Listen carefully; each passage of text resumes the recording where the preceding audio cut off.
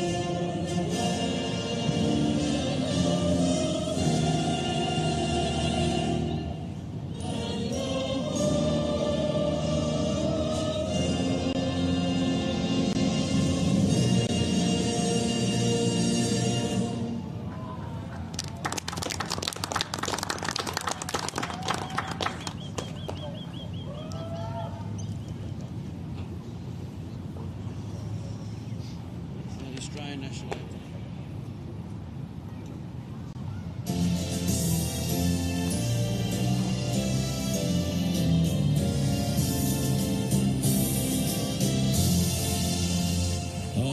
Australians, oh let us rejoice, for we are young and free, with golden soil and wealth of toil. Our home is girt by sea, our land abounds in nature's gifts of beauty rich and rare. In history's page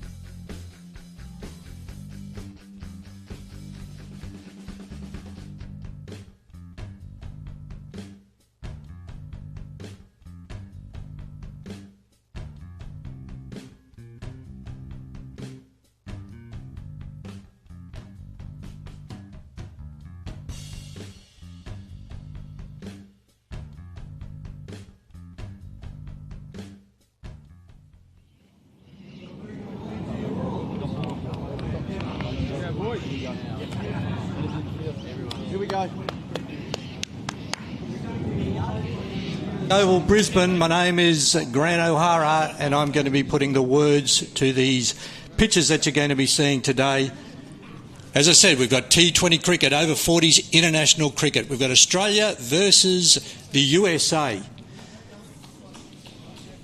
And we're presented with fantastic conditions here at the Healy Oval.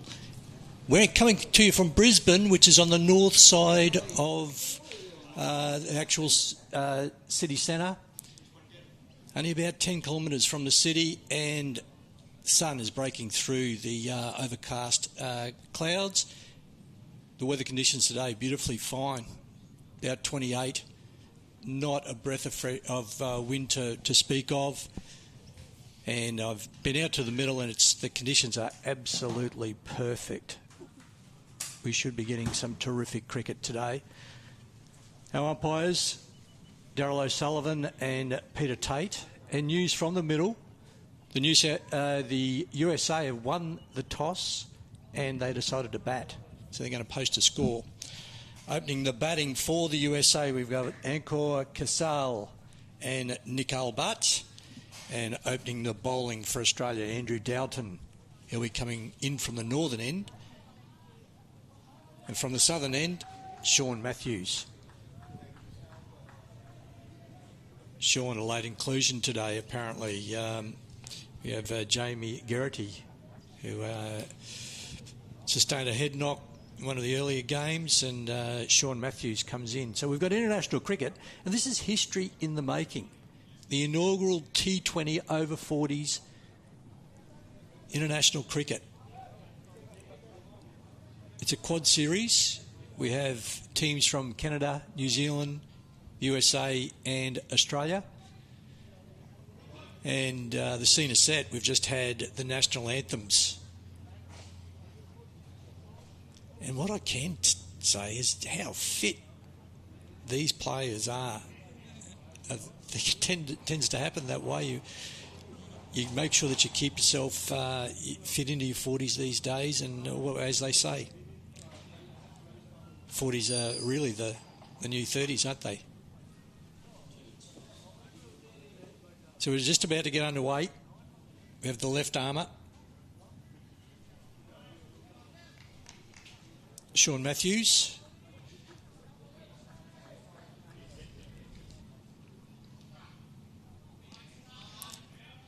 A nice start. I'll be very happy with that.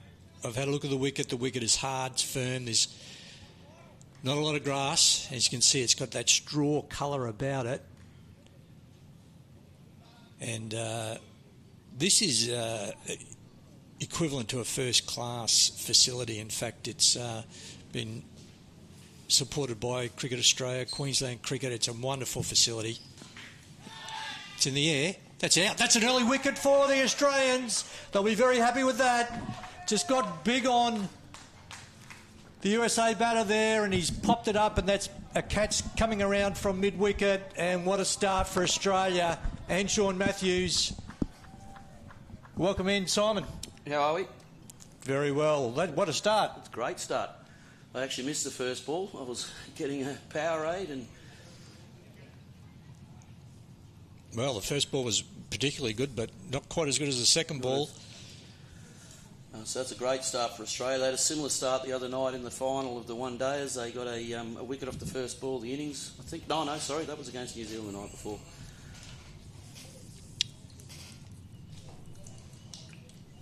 And that's Zishan Mohammed. Very disappointed with that. Just a little short, got big on him. And popped it up to mid-wicket, simple catch. Great start for the Australians, great start for Andrew Downton. First wicket for Australia in T20's veterans cricket. You can see Brenton Edwards come across. Just takes a simple catch. Yep, great start for Tiny Edwards there. And Simon, just what's your role in all of this? I'm chairman of Veterans Cricket Australia over 40s. Excuse me. So, yeah, this is over 40 VCA over 40s run competition, fully supported by IMC.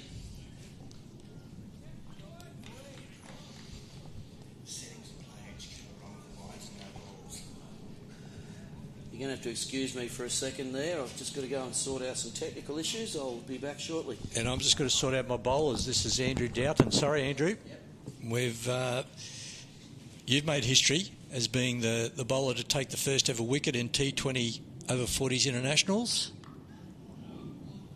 Bowling beautifully there too. Great line.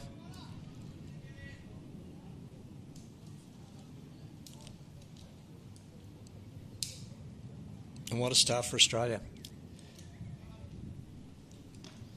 The new batter for the USA is number 23, Nick Albert.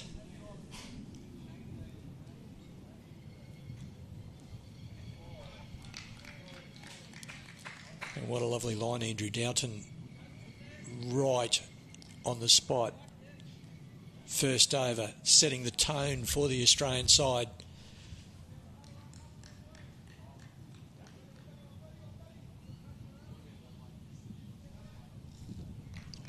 I've had it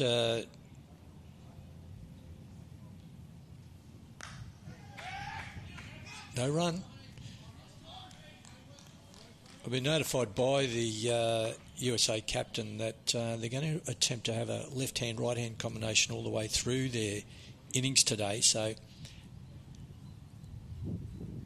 the batting list may vary.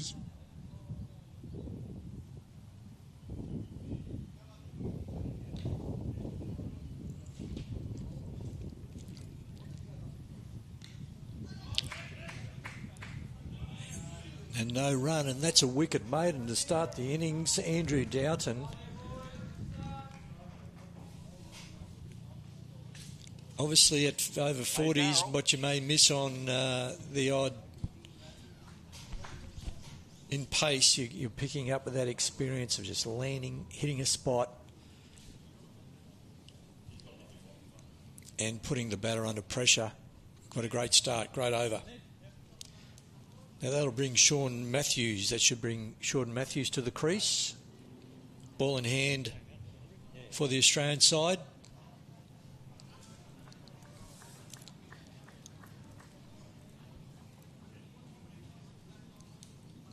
We'll run through the team in a moment. But obviously these players, most of whom will have had plenty of, in some cases, first-class cricket, plenty of A-grade cricket. We've got players representing most of the states of Australia.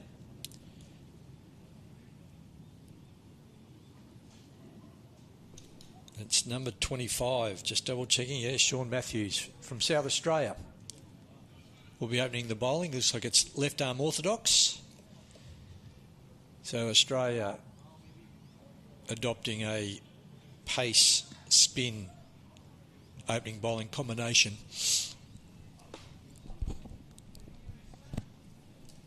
Now the batter on strike should be Ankur Kasal.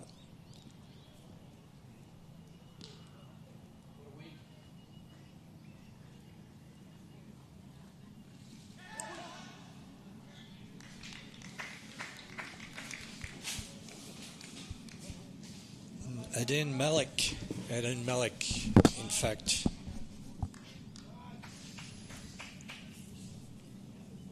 Just to bear with me while we get the number plates of all of these players. What a start. Nice start here by Sean Matthews. Hitting a spot right from the get-go. Sean Matthews probably isn't on your list. He's come in late to the team due to an injury to Jamie Geraghty. Unfortunately, Jamie got knocked out the other day in an accident on the field. Yeah, actually got knocked out. There's the first runs for the USA. They're off the mark. That'll be a relief. Adam Malik off the mark. Brings the left-hander on to strike, Nicole Butts. Was it? Yeah, gee, that's not that common in cricket particularly. Well, what actually happened? Jamie blacked one down the wicket and the bowler ran through and set off for a run. The bowler ran through to, throw at the stumps and unfortunately threw it over the keeper's head. While the bowler was, disappearing off to the side with his head on his hands going, what have I done? Jamie turned back around to come for the run again and just ran straight into his shoulder. So completely accidental. Not what you expect to see, but that's the way it goes.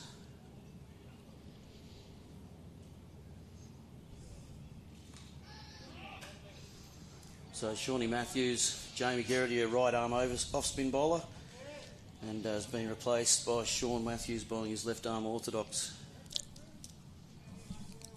Yeah, he gets brought into the team and opens the bowling. Yep.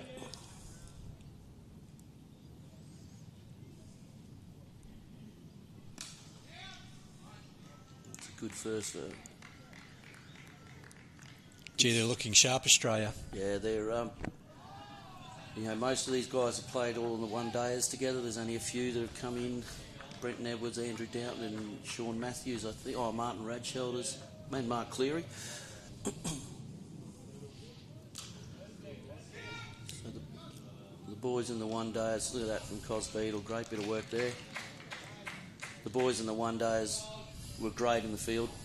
Easily above the rest of the teams here, which Australia's always prided itself on, is our fielding, so it's great to see them keeping up the standard at this level.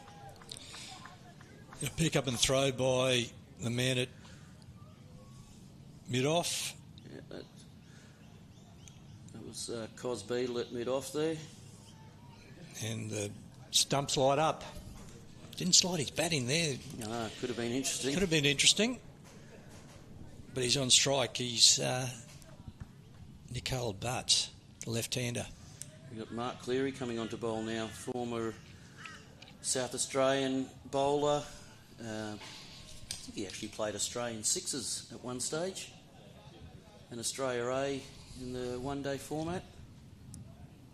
So immediate change. A wicket maiden to open from the southern end, and now a new bowler, Cleary. Ooh, not sure if he meant it to go there. Looking down leg and got a thick edge past the slips. Let's take a look at the field, Simon. What do we got? Excuse me. What do we got here for the right-hander? Slip, a gully, a third man, a fine leg. short mid-wicket, a point on the circle, mid-on, mid-off, and Jamie.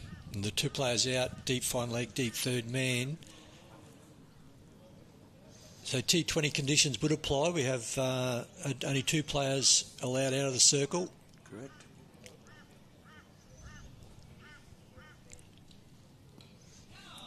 Oh, that could go. No, Cos Beetle fields that on the fence down there. Could throw in from the outfield.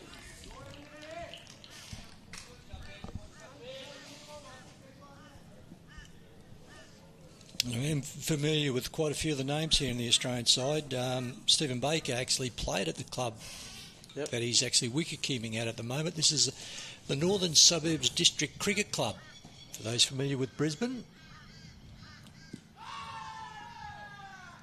Shout, probably going down a leg. Got two very, very good umpires out there in Peter Tate and Darryl O'Sullivan. They've done the 2024 over 40s World Cup final and the 2025 over 50s World Cup final together. So two of the best in the game out there doing the umpiring this game, which will be good.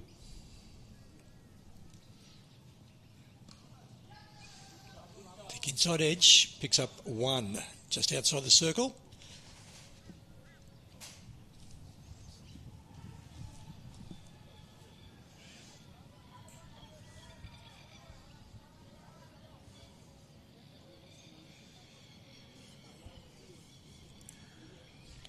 Just look at the replay there. Yeah, sliding down leg by the looks.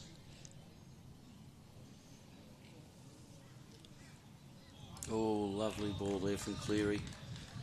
Just beats the outside edge through to Baker. I hope Steve's got his yellow cap with him, otherwise he'll get a burnt head. He's getting a bit thin on top, is young Stevie.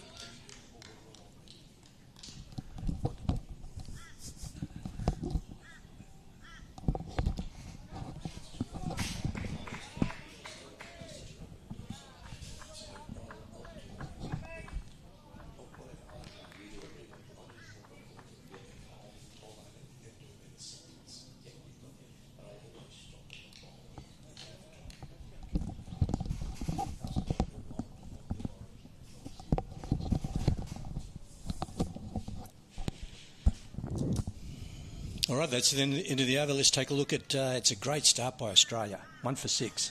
Yep, brilliant start there. We'll see Matthews coming in again. Excuse me. And the Australian selection, Simon, how does that take place? So what we have is we have a national championships. Last year was in November in Perth.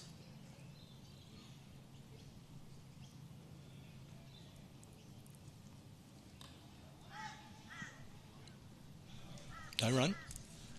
So that was in November in Perth, and from that, the Australian selectors, the three selectors, sat down on the chairman, so I coordinate the meeting. So you're the one. You're the man. I don't get the vote. I don't get a vote.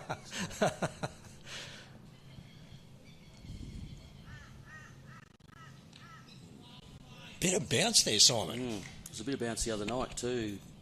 These two between them coordinated to get a really good caught behind that kicked.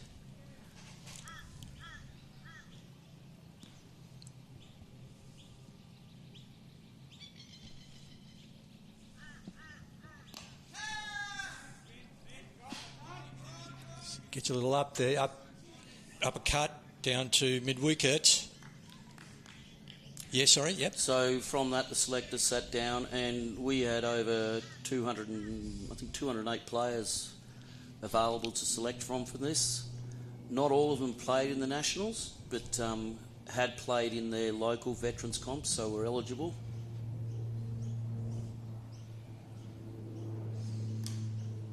But down the ground, no run. It's very difficult for these guys to be able to take so much time off work, a week here, a week there, 2 weeks here. So we have, some people just couldn't get to Nationals because of work. Steve Poulsen was playing first grade for Wests.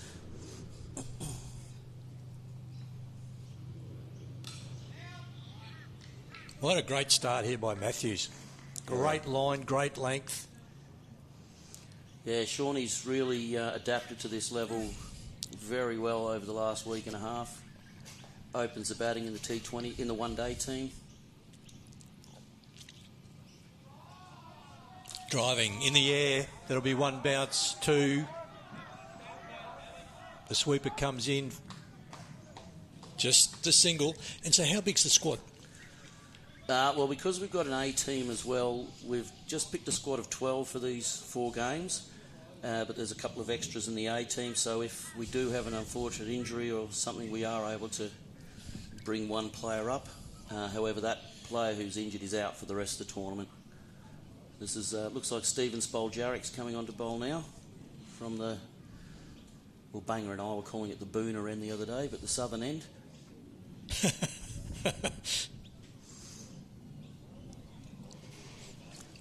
So is that 3 changes in 3 overs? Or 2 changes in 3 overs from that end? Yeah, no, I think that's the third change. So they're obviously mixing it up from one end and letting Shawnee Matthews contain from the other. And so Steve comes from Victoria, Spoljaric. Yep. He's he won a Ryder medal back in the day in Victoria. So obviously a pretty accomplished cricketer to win the First Grade Player of the Year award in a Premier Cricket comp. That is for sure. He was runner-up another year, and his runner-up score previously beat the record winner's score, but apparently there was another bloke with a couple more votes ahead of him. So over 40s cricket nationally is in pretty good shape. There comps all around Australia. It's growing. We have a competition here in Brisbane that's run by Queensland Cricket, and that plays during the winter. WA have, I think it's an over 45s competition. I can't remember what's happening in other states. I know there's another state with a dedicated competition, but I can't remember which one. So Spoljaric from the southern end. And a quick single there by Bartz. We'll probably see 6 different balls this over from Spoljaric. He'll be mixing it up all the time. Variation. He again had a really good, this is his debut event for Australia. He had a really good one-day series as well. How did the one day go on Wednesday? Australia won, so from my point of view, good result. I suppose the big surprise for the whole tournament was USA beating New Zealand. And then on the last day of the round matches, Australia beat New Zealand enough for USA to get through on run rate, because USA lost to Canada after their big win. And look, they showed they're getting to that standard consistently. They bowled and fielded brilliantly. But unfortunately, Aussie bowlers and fielders were just a level ahead. 1 for 9. And the pressure is mounting on the USA. Shot, square driven. Probably won't quite get to the boundary. They'll pick up 2. Good bit of work out there. Brenton Edwards. Hey, Simon, what really struck me looking at the team is just how fit these guys are. How they fit. I know, But Brenton, look at the size of him, and he'd be a great second rower in the Wallaby side. Yeah. No, it's great that we've. One of the key things when the selectors was picking the side was fitness.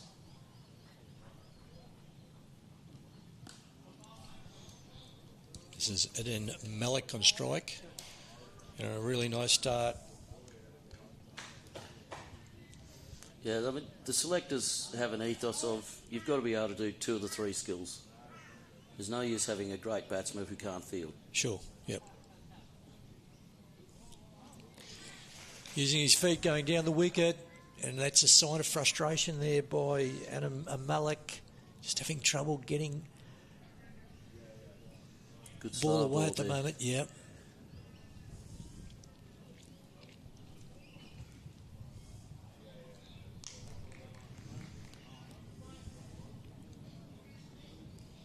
Jarek bowling beautifully, pushing a man back to deep cover.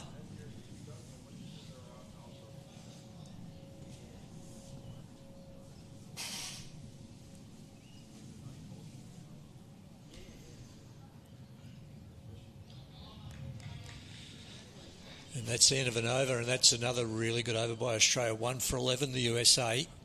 Spoljaric none for 3 off his over. Malik 6 off 14. Bart 5 off 14.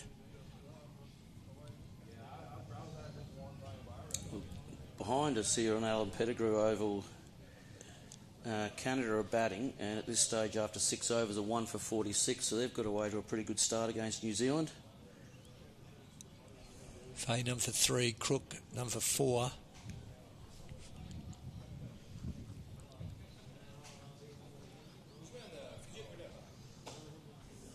Brings left-hander Bart back on strike. And at number 27, Andrew Crook comes into the attack now to replace Matthews. Yep. What can you tell us about Andrew Crook, Simon? He's from Victoria, is that right? Victorian, yes. Had a very good Nationals. Just a very, very good all-rounder, and this team's littered with all-rounders for this format. Looks like leg spinners, is he? Off spinner. Off spin, right? Yep. Fielding. I was talking to Steve Paulson, the legend Steve Paulson of Brisbane grade cricket, and he said this side would really compete very well in any sort of first grade comp around Australia. Oh, and that's out. Edge, that's out. Catch, first slip. And that's the end of Bart. He's having trouble getting the ball away, and what a good piece of bowling and a nice catch.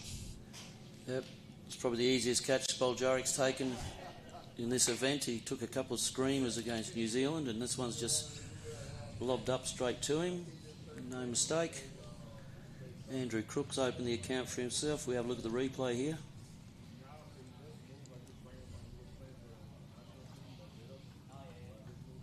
Tried to hit that through mid-wicket area, and just got beaten in flight, I'd say. Just give you some updates of the other games in the A series over at Winner Manly. Australia A are batting first against USA A. Australia A currently after 7 overs are 1 for 69. Justin Poole's on 42 not out of 24 balls. Richie Wild was dismissed for 15 off 14, and Brant Addard's 2 not out off 6 balls. And in the New Zealand A, Canada A game, New Zealand are 3 for 37 off 6. And the new batter to the crease for the USA is Ankur Kasal, number 72. Comes into the score at 2 for 11.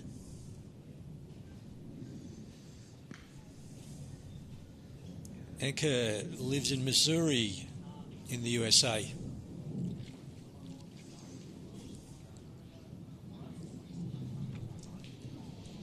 So an early wicket to Andrew Crook, who has hit a great line and length very early.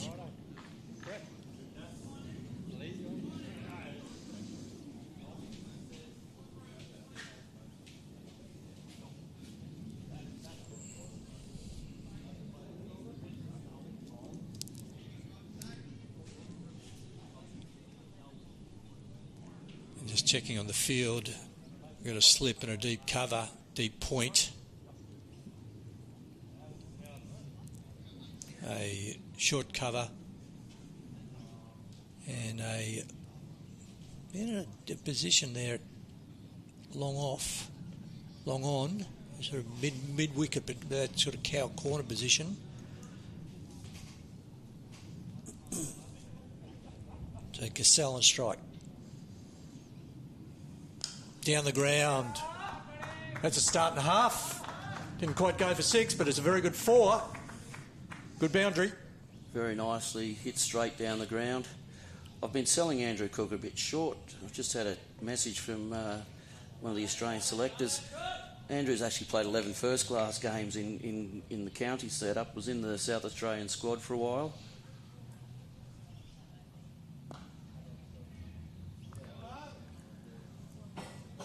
Look for 2. they'll get those quite easily. So, county, do you mean England or? Yep. Yeah, County, right. So he played for. Well, he has played. It says here he's played first class cricket for South Australia, Lancashire, and Northants. Well, he's a fair cricketer. His brother, I know his brother Stephen played a fair bit of county cricket. But I mean, this is how modest the bloke's are. He never mentions it. No. And what I do like about that, Simon, you picked this team on merit, not on reputation. Definitely. Is that fair? Is that a fair comment? Yeah, that's a really fair comment.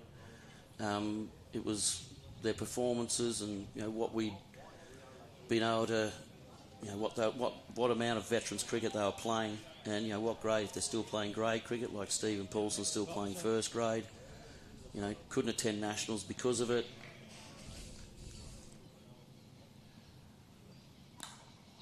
But he's heavily invested in grade in over 40s cricket in Queensland.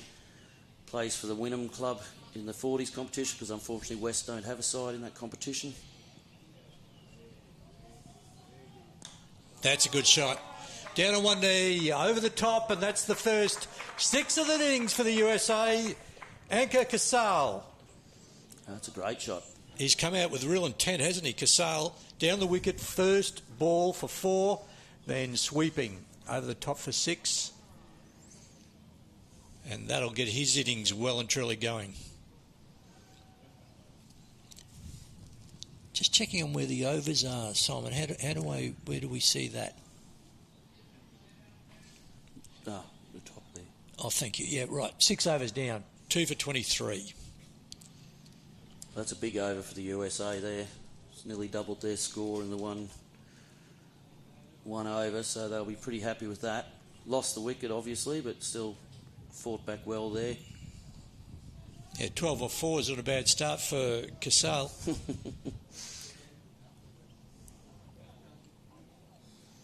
Now, look like we've got a change of bowler again from the... Oh, no, I think we've got the Downton, is it? Downton coming back in the left-hand armour.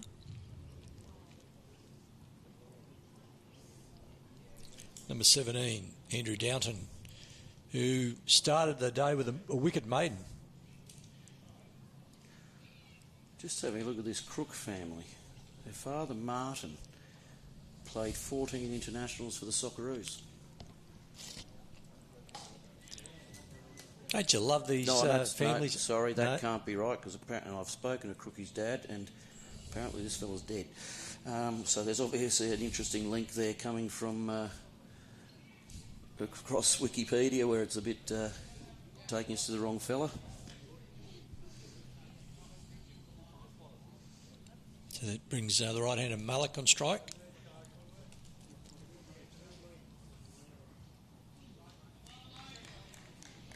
And Downton back on his line and length again. Pinelli's mixed this up beautifully. You've got the left arm over, bowling quite a heavy ball, swapped it into the right arm over. Cleary, who bowls great areas, and then Spoljaric, who from the southern end, they're not able to get in against any particular bowler.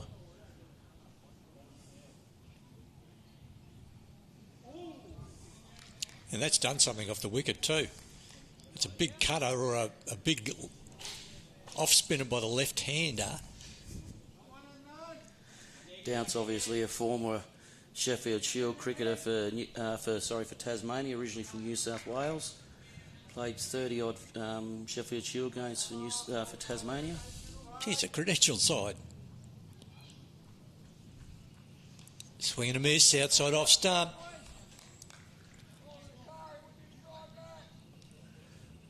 It's just when you get to over 40s, to have these ex-first class cricketers playing, it just grows the level of the game, not just in Australia but internationally, because they know, the Aussies are going to have so-and-so, so-and-so, so-and-so.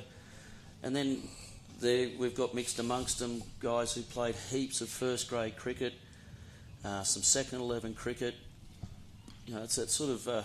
the guys that never got to the top, this is a great opportunity to represent their country. Straight to gully, goes through his legs. That's the first blemish from the Australians, and a hand of sorry there from Matthews. I played the first over 40s when it first started and loved it because it just gets that connection back into the game. And I'm a Norths member, so this is my club. This is home. This is home, and getting to play in a ground like this. Actually, Ian Healy did play too, because he's a Norths player. Yes, of course, the legend. Yeah, the legend. It was fantastic to keep your connection to the game, to your club. Unfortunately, over the years, the 40s competition run in the QCA has dropped off a bit, but we're working hard to grow that back.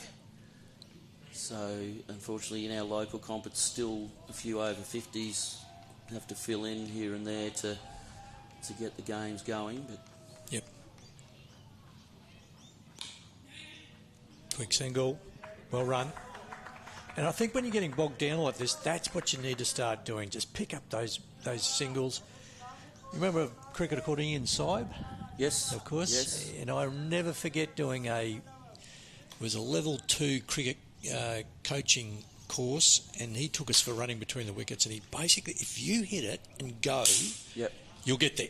And he proved it, and I think that, he's right. If you both commit. Yes. That's the thing, both committing.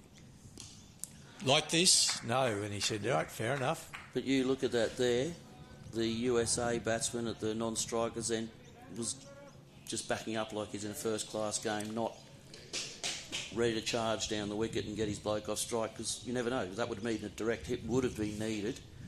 Probably there wasn't a run there anyway, but, it's that intent from the non-striker. I know what you're saying, and I think he was ball counting. I think he knew it was which we're at the end of the over, so no, I'll stay here. I'll take the next one. Well, he is going all right at 13 off 5. So we've got another change in the bowling here. Mark Cleary coming from the northern end now. Mark Cleary from South Australia. Obviously, probably the most decorated cricketer on the Australian team. Is he?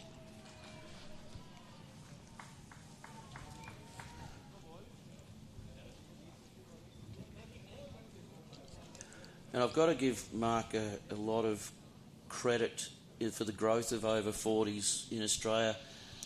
At our first ever Nationals, he was there, and it was a new concept and whatnot, but it really gave some great credibility to the competition. And there was a smattering of other guys who played a little bit of first class, but everyone in Australia knew who Mark Cleary was. Sure. And for him to turn up and play it, it gave that real oomph behind the competition. And since then, we've seen more and more first class cricketers coming into play, playing the Nationals. That's important, isn't it? Just to get that endorsement from some quality cricketers. And another one of these guys, humble as you'd never know he played at a high level.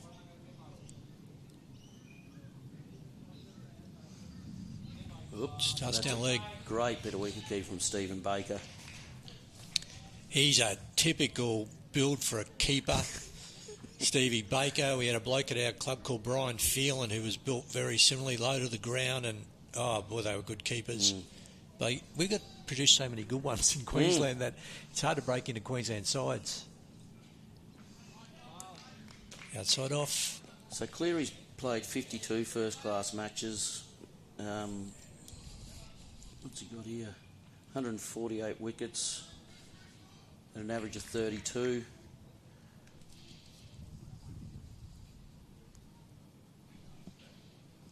Good style ball.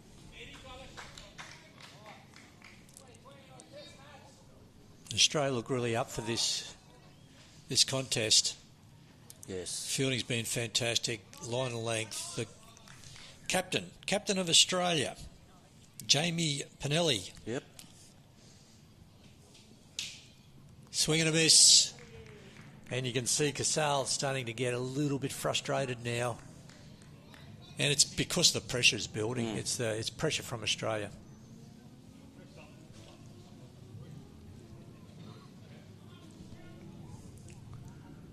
Just looking over Australia A, Justin Poole's been dismissed for 53 off 29 balls, so great start from him. I reckon I played against him. Yeah, when did you give it away? We were talking about this the other day. I was mid-90s, but a slow ball again there, just gripping in the wicket. I think the Pools are kind of legends down there at Winner Manly. Did he play Australian under 19? Simon, yes. am I right there? Yes, he did. Yeah, with Ian... No, not with Ian. With Stephen Baker there. They were in the Aussie 19s together. Just got that. Didn't quite get it. Mid-wicket, 1 run. And that sort of stuck in the wicket a little bit there and got big on him and just tugged it around to mid-wicket. Didn't quite get it, Cassell.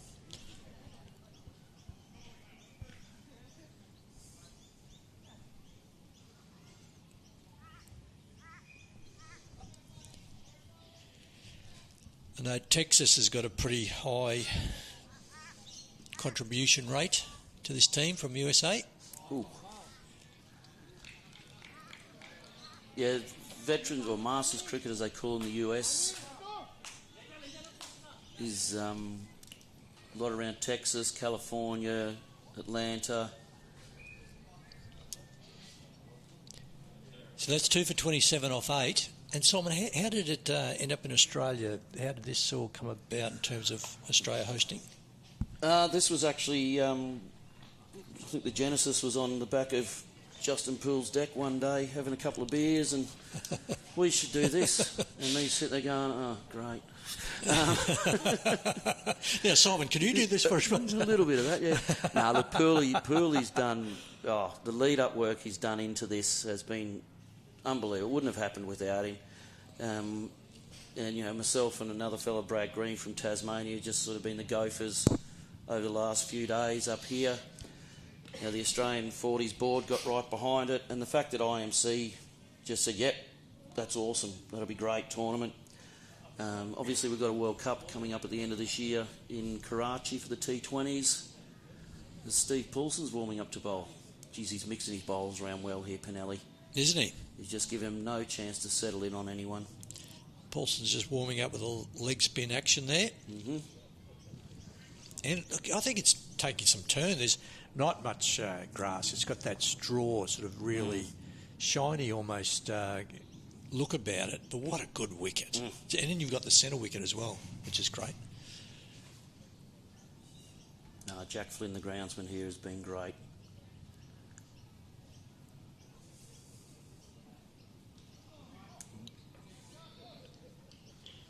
So we're going to miss outside off stump. And of course, anyone who knows North's Cricket Club knows about Darcy behind the counter. There, he's been great for us as well. Down the ground, that's a big hit. That's a big 6. What a clean hitter. Casale, 6 over mid-wicket. That's big. We have a T20 competition in over 40s coming up in July called the Toot Byron Cup. And we have the rules, because all games are played on this ground. We said, right, if it goes over the rope, it's 6, but if it clears the fence, it's 8. I think it's a 12, that one. It was a really good hit, wasn't it? But it was great to see teams needing 48 off 2 overs and either getting them or getting close. You literally did have 8s, really? Yeah. Good on you. Righto. Something a bit different. Yeah. Paulson, let's see how he responds. Ooh. Nice and flat. Yep. Stevie's never been a big ripper of the ball, but he does scoot them through and whatnot. He's definitely good fun to keep to as well, so had that pleasure over in Karachi, and it's just good the way he just mixes everything up as well.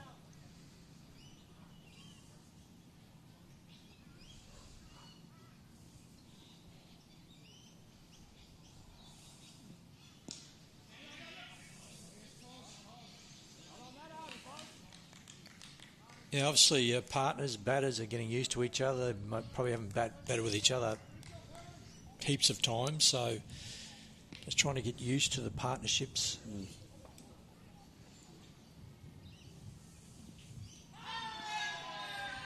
Yep. He's given him. That must have been straight. I don't think height was much of an issue, but he was down the wicket, Simon. No, I didn't see Stevie Baker wasn't up high, ready to take it over the stumps, so I'd say that was going to smash into them. See if we can get a replay here. Must have been adjacent. And the old adage, you miss, we're going to hit. Let's take a look at height from the side on. No problem with that. I don't think there's any problem with the height. So that's the end of but 5. Got him off more than that. I think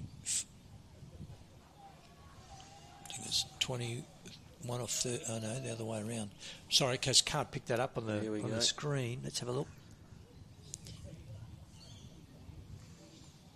Well, I didn't see it outside of Peter Tate's head. So No. I don't think it was going down leg. It looks like wicket to wicket, doesn't it? Mm. And he sort of rolled his fingers over it, so I don't think it was going to be pitching and turning. 3 for 34 now. The USA coming towards the end of the 8th over, the Paulson over.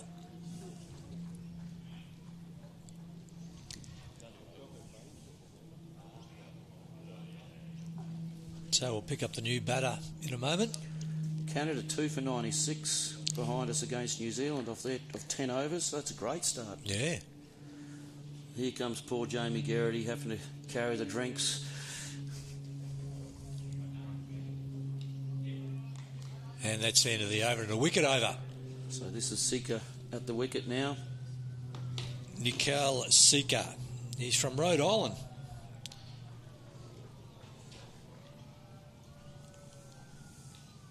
Which isn't too far from New York, is it? No, well, it's at least the same size. My US geography isn't that great, but I hear there's 50, maybe 51 states coming soon. I'm not sure. At last count. How'd your shares go? Have you been going all right since all right. the last couple of days? It's all right. Heavily invested in. That's okay. They only lose the money when you sell them. Brenton, that's right. Long game, isn't it? Brenton Edwards, product of Townsville, Cairns, that northern Queensland area. Again, he was one that when I'm not involved in the 40s Queensland selection, but when they picked the team, he was highly recommended from Townsville. Yeah, I've seen him play in it's now called the Century. Mm. So he's been picked up by those franchise teams since its inception. And Damien Meek gave me a call. So Meeky plays in the Australian over 50s. He said, you need this bloke. He's a real good bloke too. I mean, typical Queensland country guy. And passed that on to the 40s selectors, and they did a great decision selecting him. And then he had a good, solid Nationals for his first time out. Unfortunately, the Nationals is only 45 over cricket.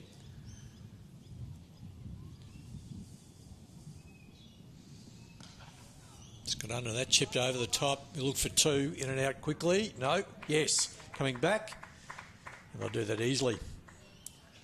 So the Aussie selectors, a bit hard to pick T20 teams from a 45 over format, but the selectors, Nathan King from WA, Tony Wilson from New South Wales, and Trent Ryan from Queensland did a great job. Didn't miss a game.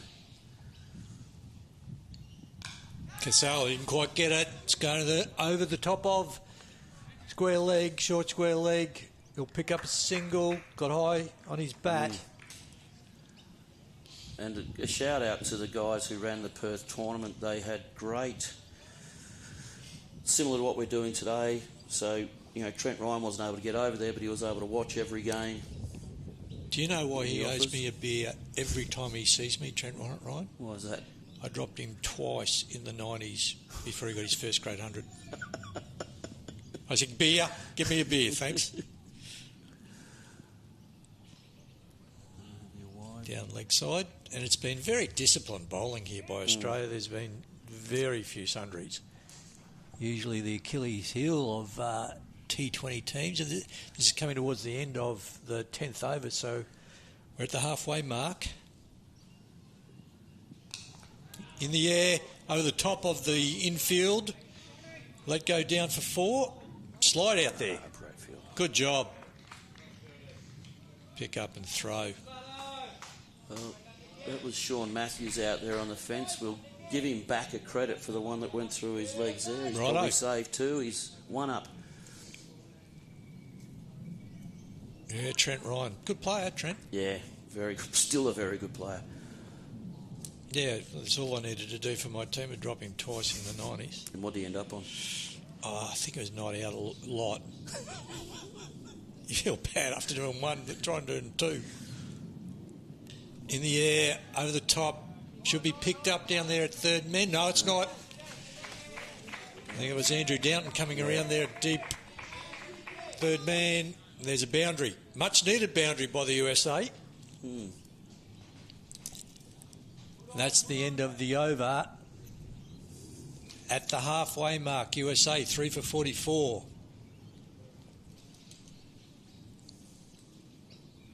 See the replay there. I think he tripped. Andrew, coming around for that. I think he thought, it's done graceful. Me. It's done me. I think I'll, yeah. I'm going to have to leave you for a second. I'm going to make a few phone calls. Yeah, we'll take a break now because we've got some drinks coming out, which obviously happens in the over 40s. And at the drinks break, we've got 3 for 44, the USA. Seeker, not out, 6 off 3, and Casale leading the way at the moment for the USA on 24 off 17. Australia in command, 3 for 44.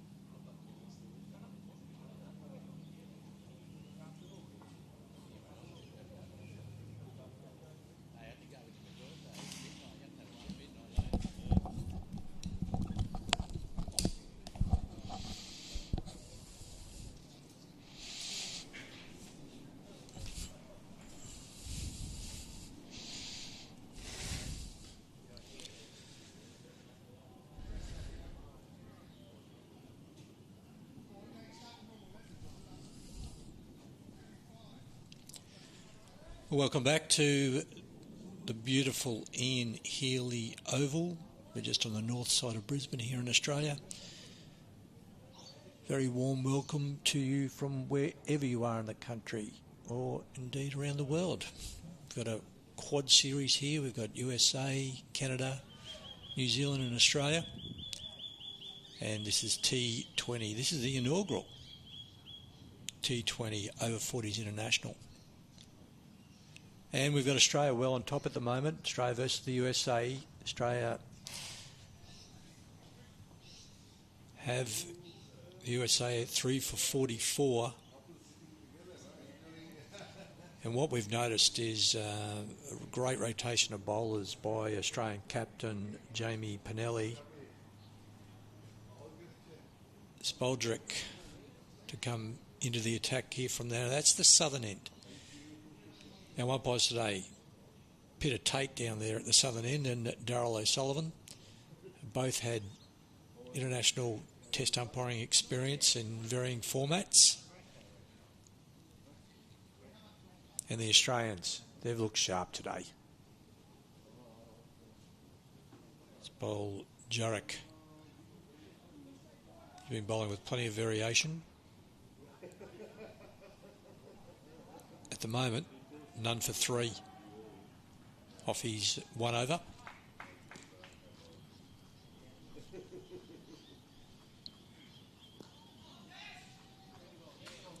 I think that's what the USA really need to look to do now. That's Casal. He's hit the ball beautifully.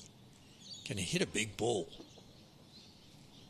Just rotate the strike. When you're getting a little bit bogged down, do your best to get off the strike. And that brings Seeker on strike. Goes down the ground, and he's got that fielder coming in. Will he take the big catch in, and he's dropped it. He's put that down.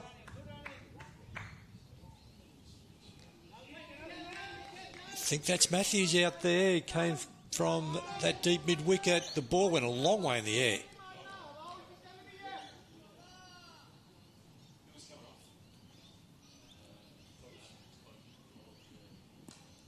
And there's another single. He picked up 2 for that drop catch.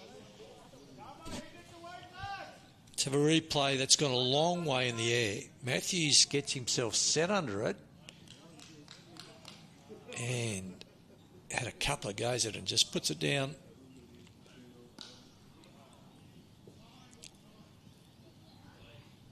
And this is better from the USA now after that break, halfway mark. It's not a matter of losing too many wickets, but it is a matter of just not quite enough runs at the moment.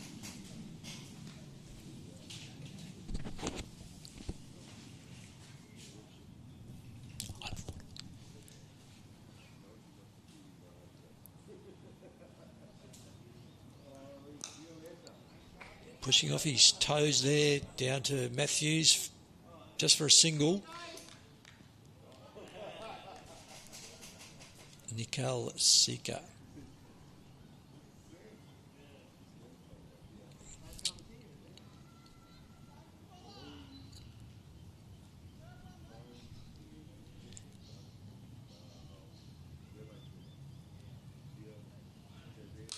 Down the ground, that's a big hit. That's going over the side screen, and that's a big 6 from Casal. What a great shot, last ball of the over. And that's a really good over there by the USA, the best so far. Get straight underneath that and hit that cleanly. As soon as you heard it, you could hear that beautiful sound of hitting the middle of the bat.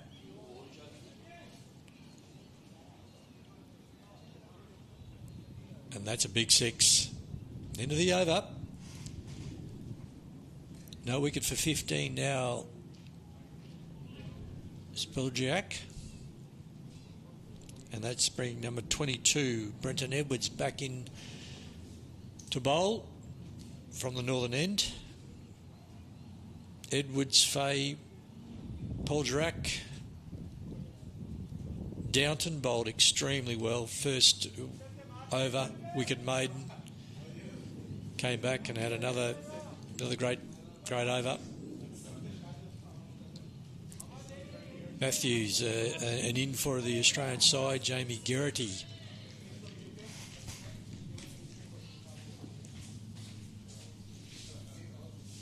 Swing and a miss outside off.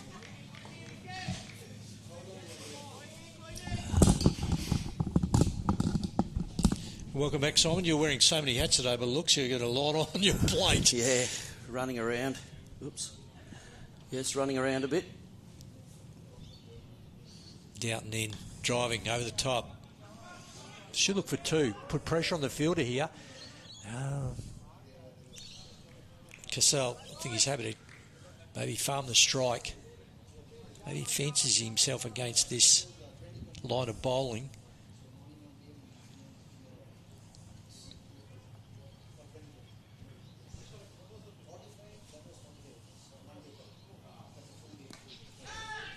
Out. Backward square. Flicked it off his pads, and that's the end of Cassell, the dangerous Cassell. What a good innings, 32 off 20.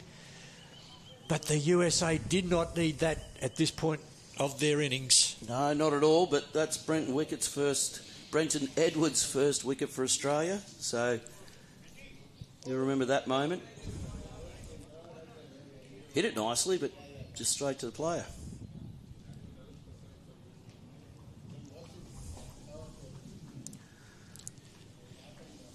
The new batter's Devon Harichar. He comes from Ohio. He lives in Ohio in the USA.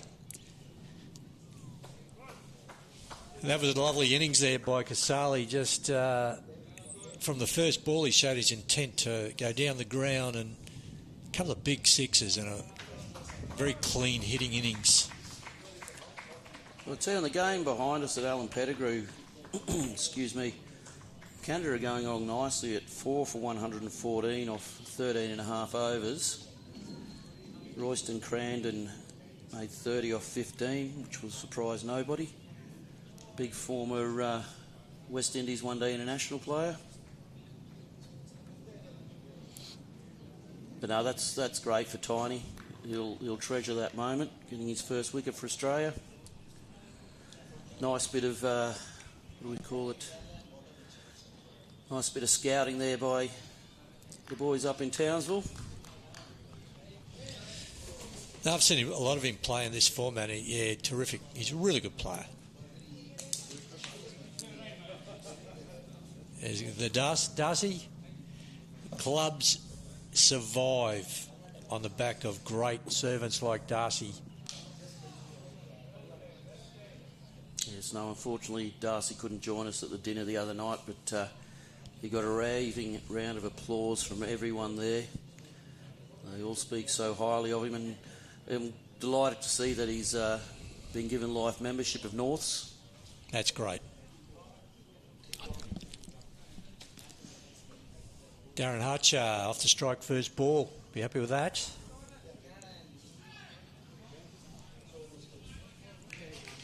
Now Nikal.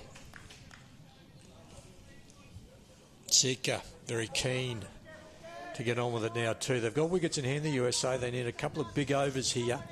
What do you reckon they're looking at now? John, would it be a pass mark for you from them? 4 down.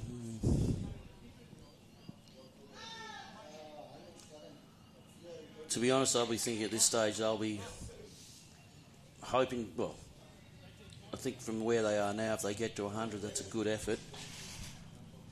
Mind you, that's only 40 runs away and there's 8 overs, so 120. All right. And you'd think that, that's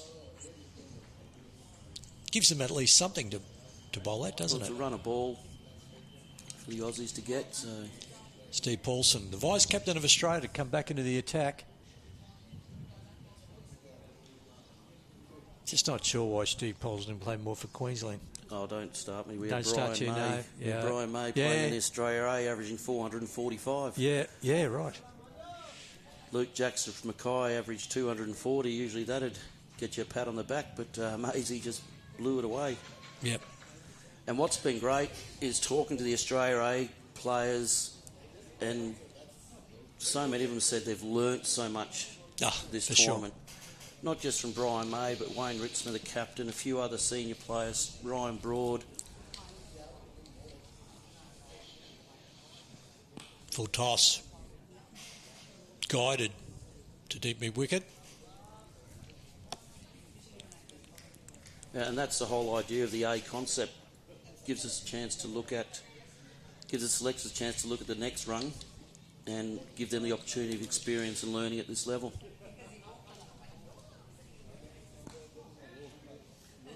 And a single.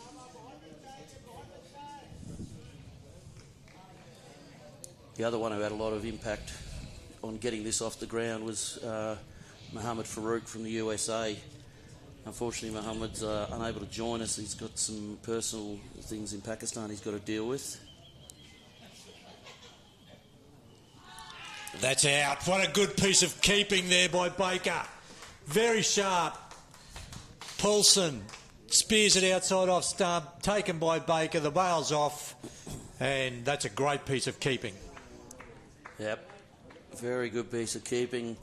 I tell you what, these zing stumps are handy when you're commentating. You know where the balls hit the stumps or the keeper's taking them out. They light up, which is great. You just have a look at this. Yeah, great bit of work. Gee, that's a sharp piece of work, Stephen Baker. Quick hands.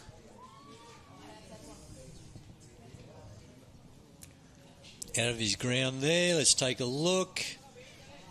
Speared outside off stump. He knows he's in trouble here, the batter.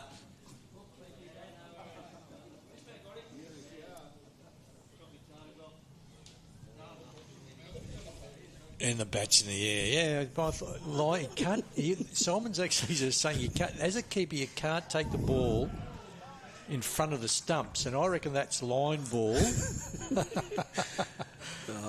I'll be giving Bakes grief about that. Don't worry about that. Steve and I toured with the Queensland 40s team in the inaugural T20 comp. Let's watch it again.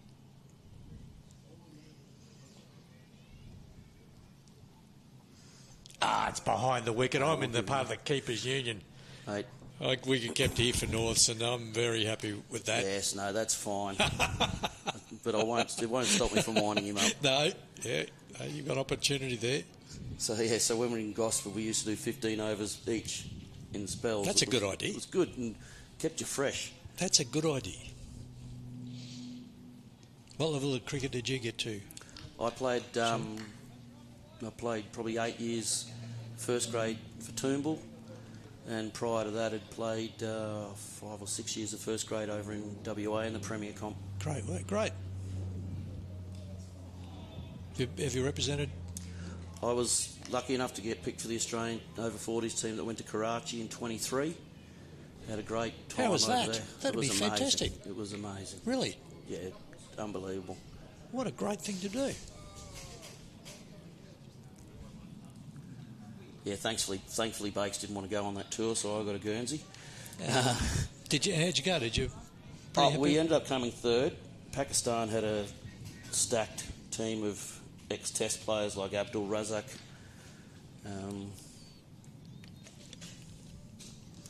Misbar al-Haq. Who's the other one? Mohammed Sami. Hassan Raja, all ex-Test cricketers. Wow, yeah. Got over by Paulson. Excuse me. Only 2 runs off it and a wicket. 5 for 60 off 13 now. The USA. The new batter, Krish. I love Guru Krish. He's from Texas. I love seeing where they're from, all these guys. Guru Krish from Texas.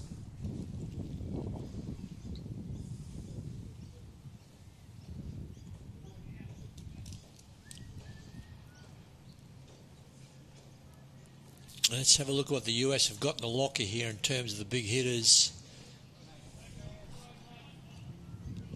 13 overs down now. New bowler coming in from the northern end. Let's pick up his number in a moment.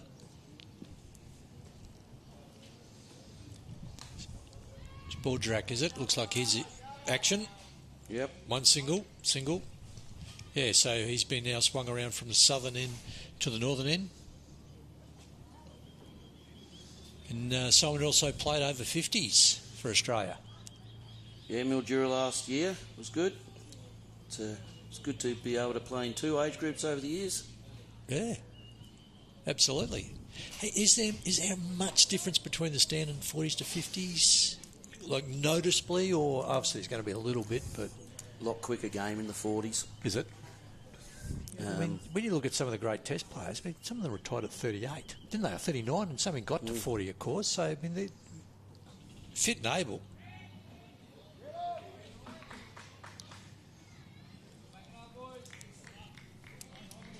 And that's the thing I've noticed here with the USA so far. Just those combinations probably aren't quite there, which will only come with time of batting with each other. Yeah, they're drawn from all over the states, and as we know, it's a big country. As you said, a couple of blokes here from Omaha in Nebraska. California, New Jersey, Missouri, Ohio, California's again, Rhode Island, Illinois, Massachusetts.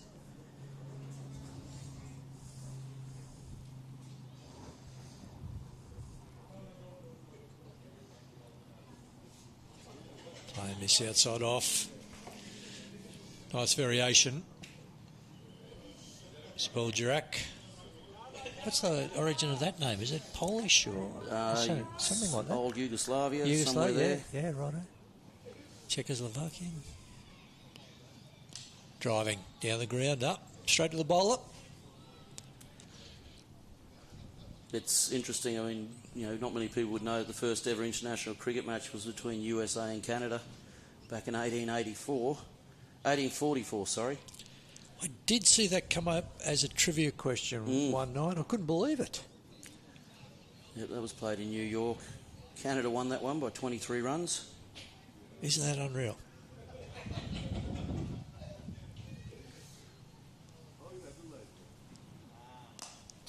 Sweeping, that'll be 4. There's a boundary.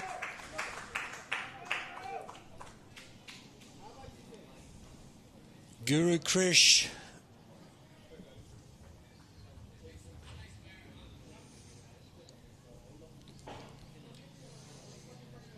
Canada 5 for 127 next door off 16 overs, going at 7.9 and over.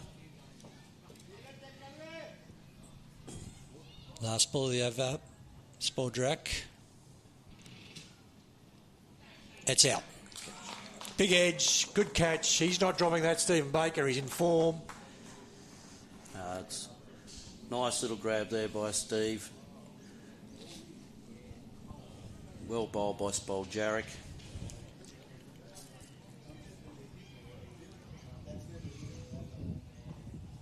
Big edge. Yep. Taken in front of where first slip would have been. And that's not the easiest catch because the ball was coming over the middle and leg stump. Or coming towards that, sorry. So Steve would have been a little bit wrong-footed there, following the line of the ball, and then he just dived across nicely to take it. It's a really enjoyable catch to take, that one, isn't it, as a keeper? Yep. I'd say to myself, did I actually move my feet as much as I wanted to? But doesn't matter. Pouch it, which is what he's done. 6 for 65. As I say to young keepers, if you have to dive, you're not moving your feet enough. Yeah. But we'll give Steve the benefit there because he was going the wrong way.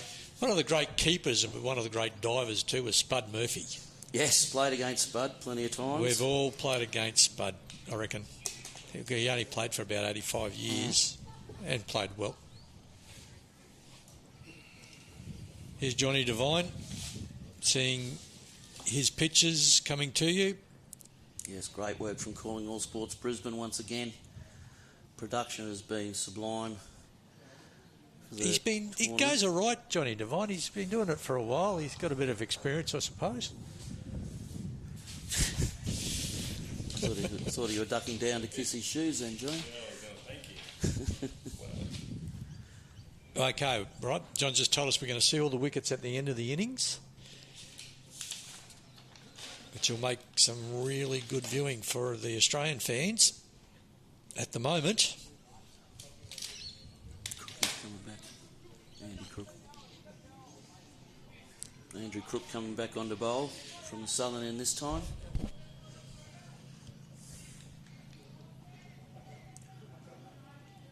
Now, are you able to tell us your thinking behind the Jamie Pinelli as captain? Mm-hmm. Is he just another great all-rounder and good people manager? Is that what you saw? I've not seen a better people manager in all my years of cricket. He lets the guys invest in the team. In the air. No. Clears the infield. Picks up a single. You know, he gets them all involved. He wants, at the end of a day's play, he goes round, lets them all have a say. The guys love playing for him. New batter, Rudolph Hines from San Francisco, 007. Yep. Rudy's actually originally from Barbados. He was in the US team in Karachi, and he was definitely a celebrity over there amongst the locals.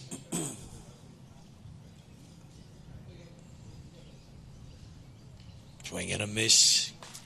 Baker bails off quickly again. 6 for 66.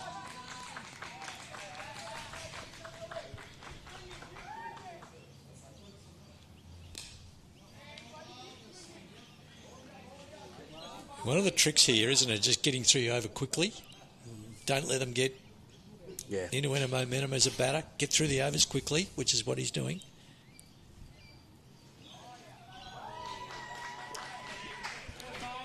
It's a lovely take there from Baker there on the half volley into the rough. He's done well there to take that so cleanly. A very well credentialed Andrew Crook for Victoria.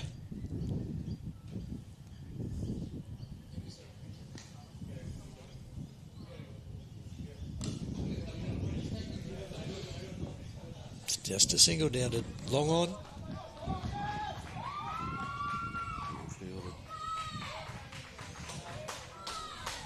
And that's the end of the over after 15 overs, 6 for 67. The USA. Zika, 14 off 13, and Hines, 1 off 5 balls.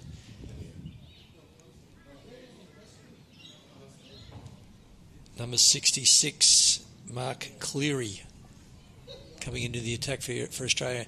And you said he is the most credentialed, do you reckon? I'd say in the Australian setup, yes. Yeah, okay. I'm trying to think of anyone else. 50 first-class games, 52 first-class games. Not bad, is it? No. There's 8 bowlers, as you said, a team of all-rounders. And again, Pinelli mixing them up, not letting them settle in on anyway. Jamie Pinelli's a bowler himself, and unfortunately he hurt himself in the first game of the one-day series. It hasn't bowled since, but credit to the selectors and the job they've done, that, you know, him going out, whilst it wasn't what we wanted, he could still get through it. I saw him doing a few warm-ups. I think he was just getting a feel for both ends, because the ground slightly runs southern to northern, up to down. So you're actually sort of pushing uphill from this end, which is the northern end. Only slightly. There's not much in it. So you don't want it completely flat, because you've got to get the water to move away. Yeah, and Jack Flynn, he was saying he's just put a bit of water on this one last night just to make sure it didn't dry out over the 2 days.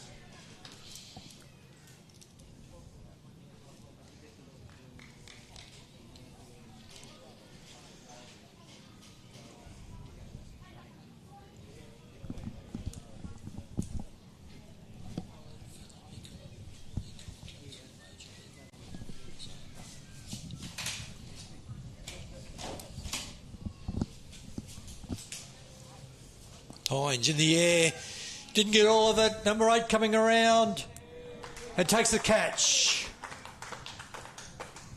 Another good catch to Spoljaric. He's done it in the slips all week, and now he's showing his outfielding skills.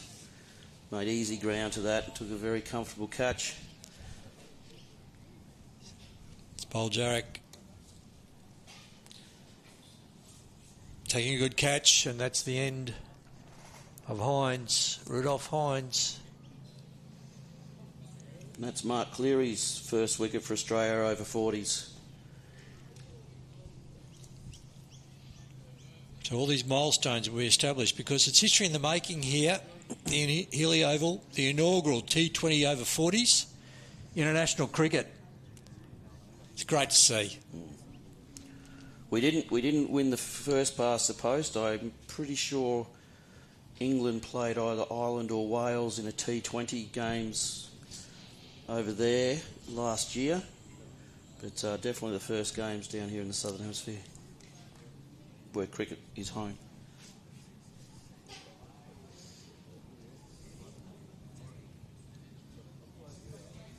Irfan Rabini, I believe, is the new batter for the USA.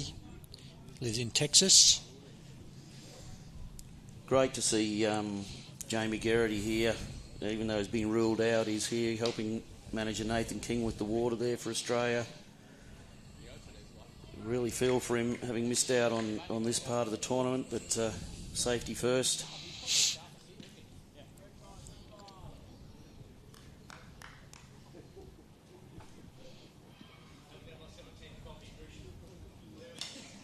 Off the mark straight away, Rabini. Down along on. Well bowled, Cleary.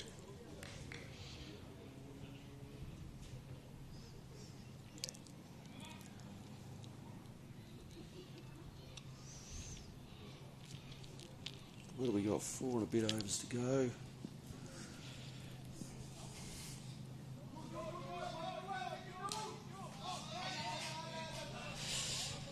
I suppose, yeah, the USA now is saying, well, let's still bat out our overs. Like, if we can have a good couple of overs right at the end, we could approach that 120, but 120 is looking a long way away right now. It is now.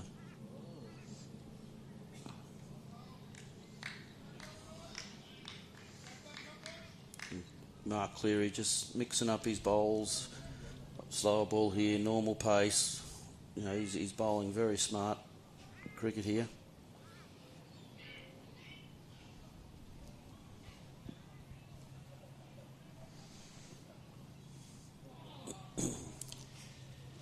Look, I'm just not so certain that this wicket's not dry, not overly dry, because or too dry, I mean, because some of the balls are just sort of holding in the wicket. It's nice and firm, but also that might be just good bowling too. So, and a little bit of trampoline bounce that it seems to be getting at the moment. Again, I really feel for the keepers in this format, because you're keeping back to, you know, normally quick bowlers, and they're mixing everything up, and you've got to be right on your toes for the one that is the slower one or the one that's at 2 yards quicker. And you know, it's not like two-day cricket where they're going to get in a rhythm and, you know, bowl the same areas all the time. You get into a rhythm with them, but when the bowlers are mixing up their pace like this, and it definitely is a harder job for the wicket keepers. And thus far, Stephen Baker's not set a foot wrong. Madivian Durai, I think, from Dallas is the new bat. I'm just checking. Yeah, they've got Durai on the scorecard, so... Yep. No, it's number 13, so apologies. Madivian Durai, the new batter.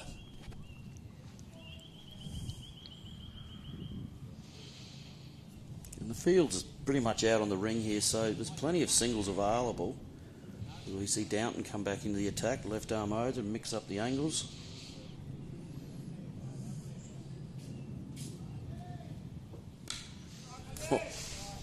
Great shot. Step down, step hit. And let's take a look at the signal from the umpire, Peter Tate. It's just checking. He's given a 6. That's a good shot. Wasn't that a good shot?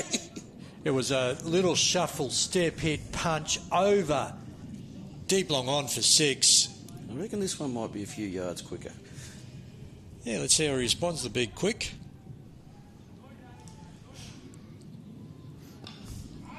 And mid-wicket, well played.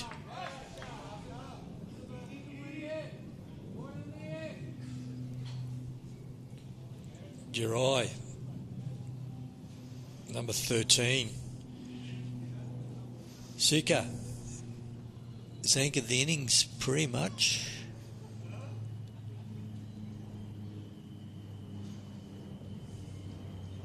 Swing and a miss outside off stump. So over at Winner Manly, Australia A have posted 7 for 145 off their 20 overs. And New Zealand posted, 1 over to go there still, 6 for 115 versus Canada A. Okay, so you're over at Winner Manly as well. Mm-hmm. Okay. Driving down the ground. Just get a single. There's unfortunately those games, we're struggling getting the streaming up. We're using Frogbox over there, and the usual issues happen when Frogbox is used.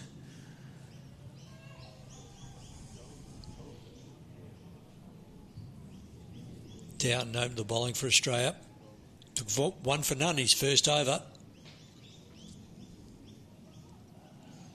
In the air. Field will get under this. Let's take a look. No, it's going to land right in the middle of them. And they'll pick up 2. Oh, I think that's out. I think that's actually out. He didn't slide his bat. It stuck before the line. I think Baker's got every reason to say was that out. Let's take a look. It's one of those where the bat jams into the wicket.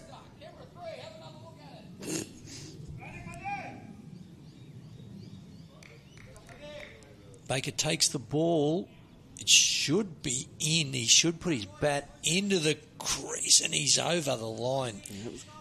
That's safe, but sliding the bat would have been a better option, I think.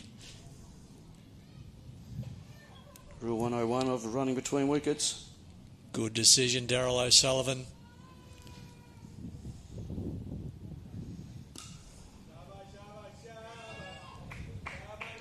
Picks up a single inside the circle. That's the end of the over by Downton. 7 for 79 off 17, the USA. They'll be looking to clear 100, I think. If get 100, first game of the T20 tournament, the inaugural game of T20's Masters Cricket over 40s.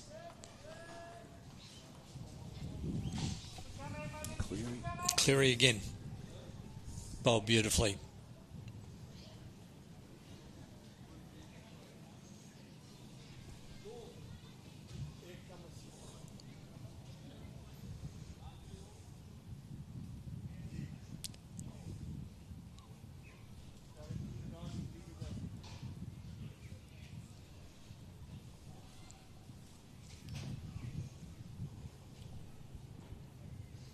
Durian strike.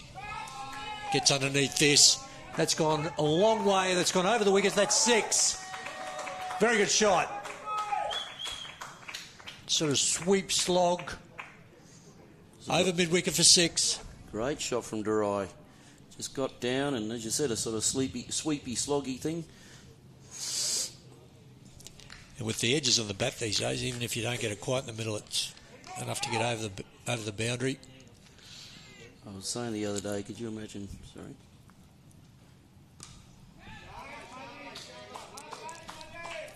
could you imagine someone like Dean Tuckwell playing with the bats these days? I played with Dean Tuckwell here and then he went to West, and he was one of the cleanest, best hitters.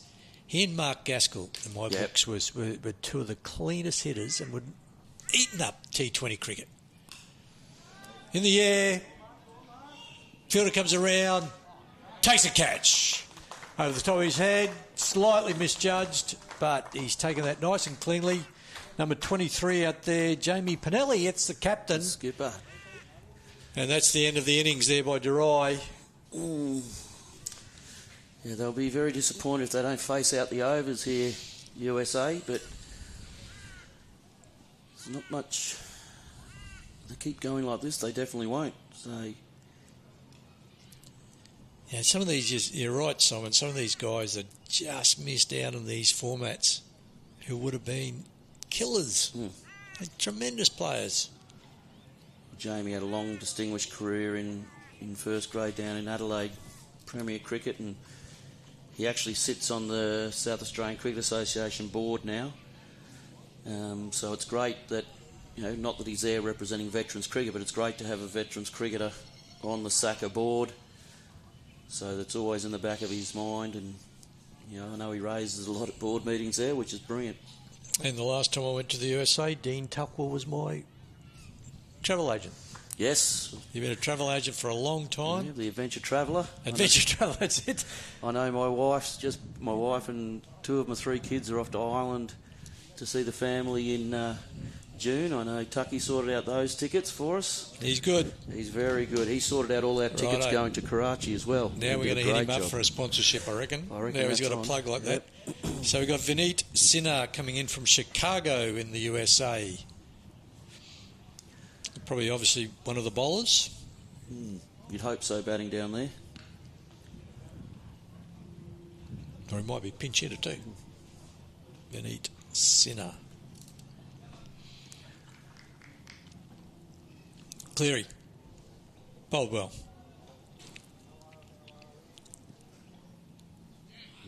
It's a bowler.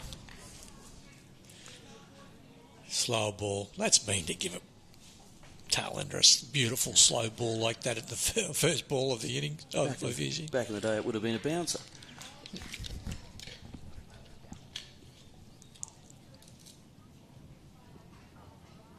And again for good measure. Where's that coming out? Is it back of his hand or it's very, very well bowled.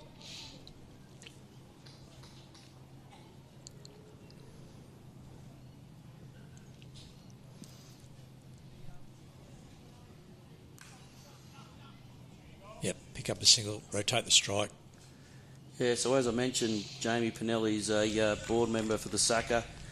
He's also the all-time leading wicket taker for Kensington Cricket Club, which is Bradman's old club, of course. So that's what happens when you stay fit and mobile. He took his shirt off the other day, and I thought, wow. Pretty fit? Pretty fit. Just sit there and go, okay, Jamie, I'll leave. No, as I said, that's the thing that really struck me, is which is great to see, just how fit these guys are. But again, it's one of those things about veterans cricket. Some of these guys, I had 14 years away from the game before coming back. Some of them have had time away, and then, this looks interesting, I'll go and play that, and it's just growing year on year. So Downton will bowl his fourth and final over. Opened the bowling this morning. Just working with his field. Deep third man, deep mid wicket, square leg, deep short fine leg. Got the long on, the long off, and the deep cover sweeper. Batsman right back in his crease. Single, down the ground, a mid off, long off. Bowled beautifully, Downton. Did go for that one big six. It was very well struck, but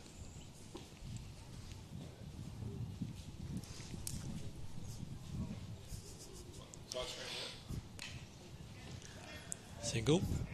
Just that tournament referee, Jim Torpy, walked by and decided to stop right in front of us. Jim Torpy. He umpired me, they call Brett Mortimer. Mordo, yep. Played for Sandgate, but is now at North's club. And they asked Jim Torpy what's the fastest bowler he's ever seen. He said Brett Mortimer that day, and he just umpired Pakistan. With their big quicker, was that again? The long flowing locks of... I remember Brett Mortimer hit me right on the badge. Yeah. And Jim Torpy was wanting to see if I was still alive. And the stupidest thing, I didn't have the wherewithal to knock my stumps out of the ground. Helmet on him? Helmet, thank goodness. Yeah. He was quick, Brett Mortimer. Yeah, never had to play against him, thankfully, but I heard the stories. Yeah. Good fella. Down the wicket, driving.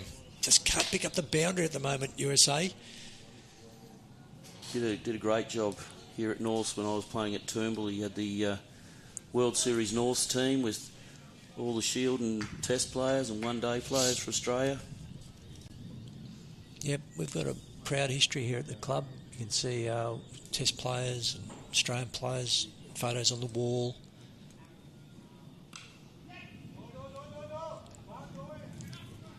Straight to the fielder.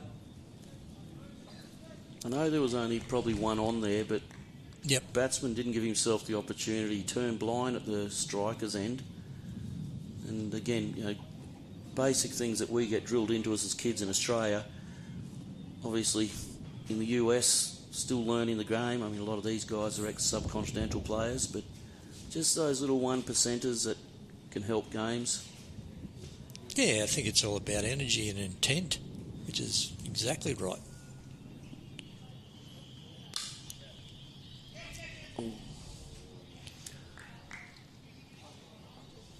Downton, let's have a look. Very uncharacteristic misfield there from Pinelli. They called the run. He had a little look up to see if the run out was on. It just fumbled it, but still only one run. They were going to get it either way. Downton, 4 overs, 1 for 18, well bowled. It's a great spell from Andrew Downton. He'll be pretty happy about that. We'll hear about how well he bowled. So, right. Very yeah. humble bloke, Downton. Yeah, right, good. No, but one of the great blokes to have around the team. Always keeping the buzz up. Big left-handed quick. Wouldn't be surprised he's not a shy and retiring type. Yeah. Durai, 20 off 9. Sinner, 4 off 7. But Durai batted beautifully for the USA. And we've now got Spoljarek coming in for his final over of the innings. So, interesting to see who Jamie Pinelli has chosen to be his death bowlers. Spoljarek coming in now from the northern end. In the air. Baker's called that. That's gone high. Baker will get underneath this and take it quite comfortably, and that is out. That's a good catch into the sun there from Bakes. Just straight away called it. Said, that's mine. You know, here we are at over 40. We've got Queensland Bulls player Stephen Paulson chatting with South Australian Redback Mark Cleary. It's great to have guys like that playing the game and just enjoying it, and it's great to play with or be involved with fellas like that. The new batter, Vinrod Parenjaram. That Vinny, close? Periagaram. Perigram, thank you. Sorry, Vinod. Vinny was another one who was in Karachi. It was great to catch up with him again. I think his claim to fame over there was winning the golf tournament in the middle of the... Oh, so he's a golfer. Oh, very much so. I think his daughter's very close to getting on the tour, actually. Wow. What, have you watched the Masters this morning? At Justin Rose. It's been the third time he's led the opening round of the Masters. I wonder if he can go on with it this year. But he's got a couple of big names just hovering below him there. He's vice-captain, Vinny. Yes. Mohammed Farouk's the usual captain for the USA, but with him being unavailable, they've elevated Vinny to the vice-captain role, and RJ Sharma as the captain. And I know Vinny was tickled pink when he got the tap on the shoulder to say you're going to be vice-captain. It was the first thing he told me when he got off the plane. I'm vice-captain. So, Great honour. Good on you, mate. Lovely honour.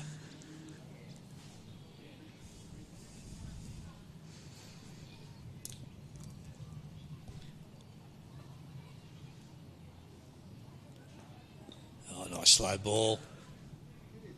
Oh. Gone too far. This could be a run. This could be a run out. This Could be, yeah. he gave him out. Yeah, he didn't slide his bat either.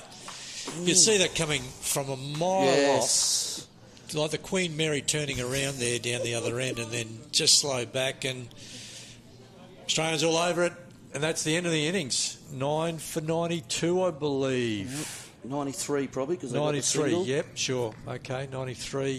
You see, yeah, pick up throw. Throw at the keeper's end. Umpire O'Sullivan gave it out. No, the Aussies will be pretty happy with that, but that's half the job. We'll have a look at this one here. Spoljarek wasn't even looking. Spolly was signalling to Bakes about something. All of a sudden, Paulson's throwing the ball in. And it was a very interesting innings. Australia on top right from the get-go.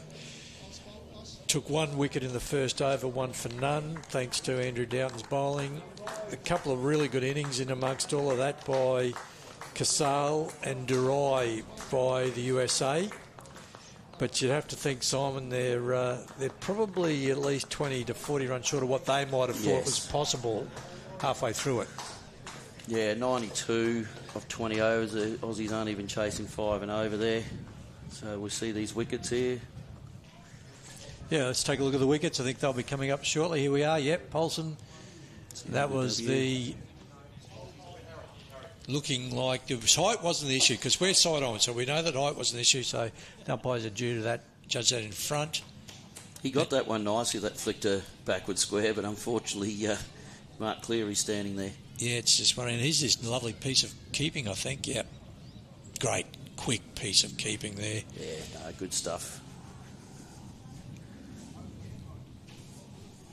It's Paul Jarek. And the catch for Baker. He's been in the game. Yep. Like every good keeper should be. It's Paul Jarek again. Yep. Now we'll have a scorecard. Let's take a look at that. Edwards 1 for 13. Faye 2 for 9. It's Paul Jarek. No, not Faye. Didn't bowl. Bowled, no. I don't recall Faye. No, big Simon Faye from ACT. He was nicknamed Roger on the tour to Karachi. There's a good catch. Good catch from Healy, and when you see him, you'll know why. Big Roger Ramjet. Okay. But we're the only ones who call it, so he's still getting used to... if he hears Roger, he goes, OK, I know that's one of the boys from Karachi.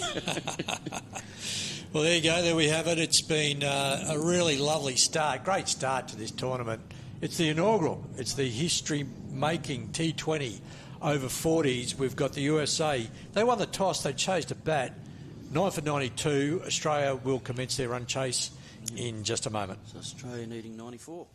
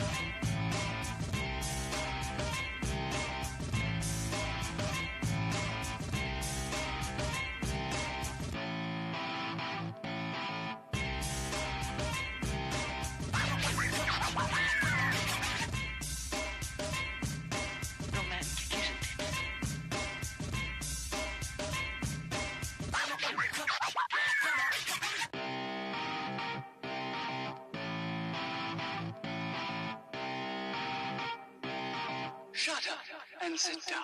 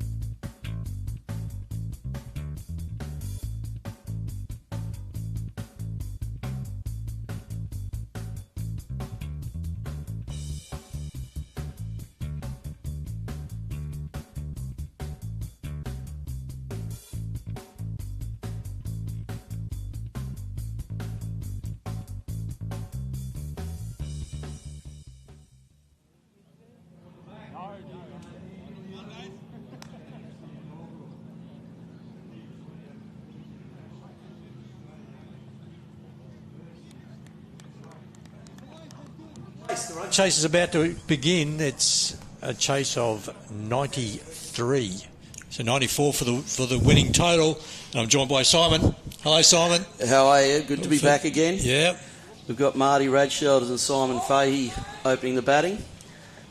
Both of them Karachi tourists. Am I right in saying what Reg was he also an Australian indoor cricketer? No. That's Reg.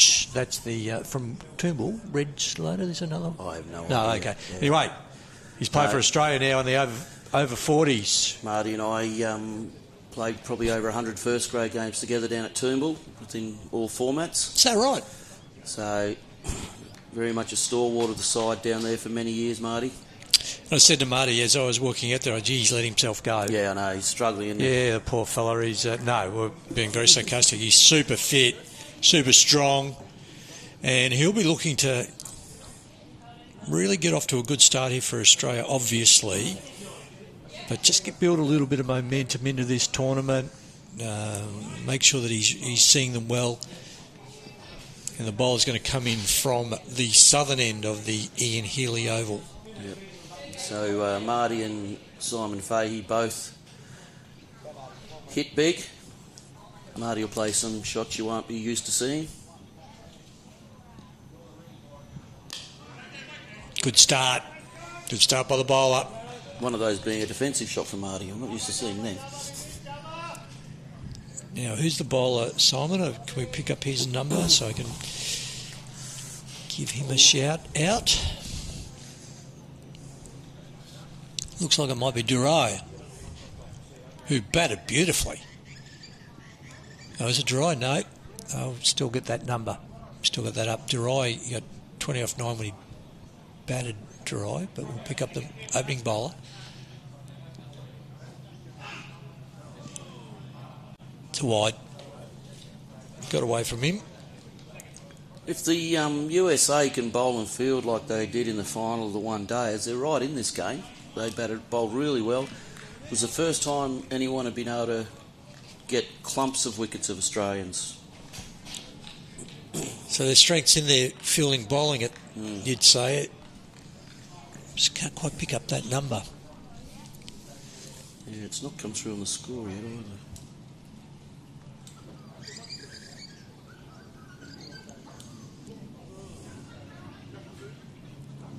Just making an adjustment to the field, bringing the deep fine leg around to that deep square, backward square position, and we've got a deep third man.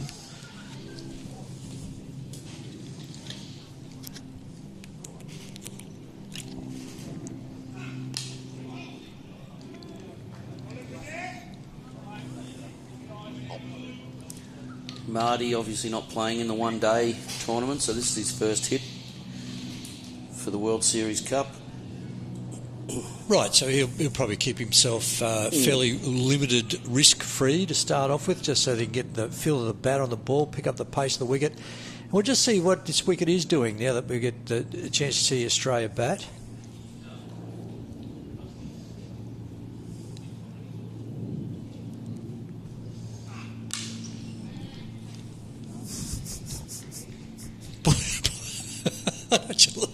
That went like a tracer bullet. He's just put his hand down laconically, stopped the ball. Did that so effortlessly. And just throws it back to the bowler. So there you go, champ. Just saved you a run, or two, or four. He's rubbing his hands a bit now. A bit off. Marty got all of that. He did.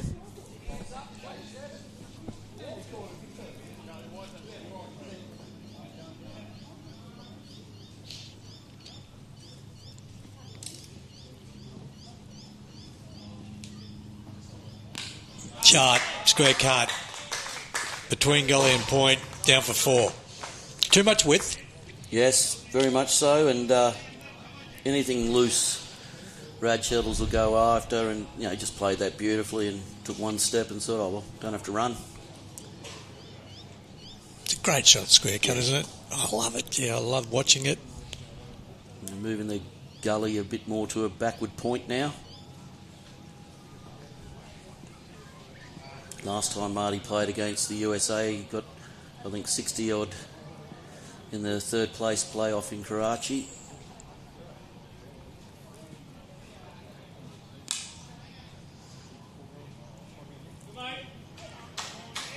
Hits the ball so hard, that was just a push off the back foot to cover, and Fieldsman had to get down quick for that.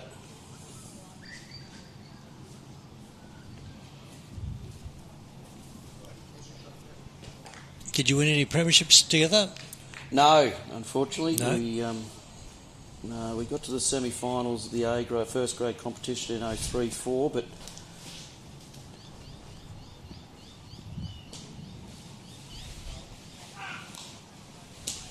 Tucks that off his toes, end of the over. There was a wide in it. Good start by Australia. End of the over. Red Cheddars retains the strike. Opening with him, number 17. No, 77, I beg your pardon, Simon Fay. He's a lefty, hey, big lefty, big Simon lefty Fay. From ACT. ACT, yeah. He's been the ACT captain at the 3 nationals so far.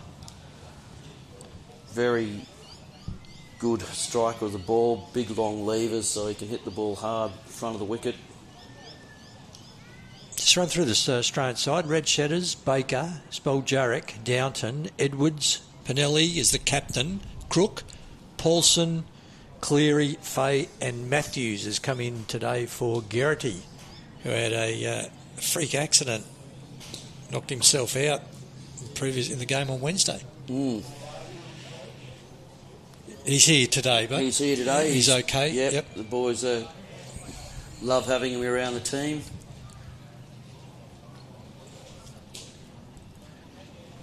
I think from a selector's point of view, the guys did a great job in both the Australian teams have gelled individually overnight and as a full squad. Obviously, Australians known for their fine sessions, so the fine sessions have been the full squad together in my room for some reason. So the boys have been great. So Durai, who batted beautifully, 20 off 9. It's going to open the bowling now for the USA from the northern end.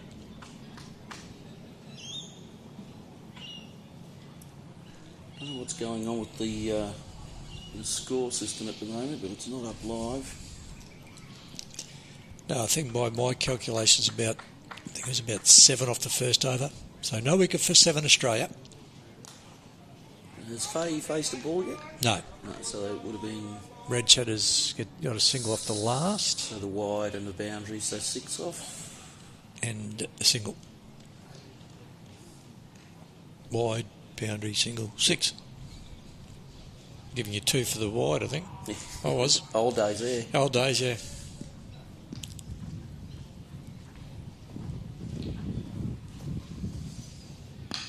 In the air, over the top. 2 bounces, boundary, Australia. Well batted, Red Cheddars.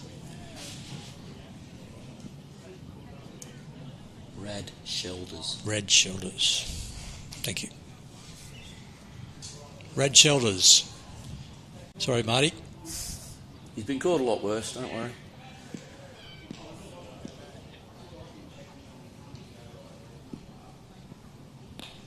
That's in the air.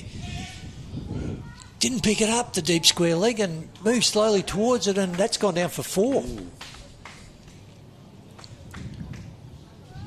So this format is Marty's format. You know, very good 2-day player and 1-day player, but this is where he really comes into his own. And you can take the game away from USA pretty quickly, can't you, if you get off to a flyer. Red Shoulders is just the person to do this for Australia.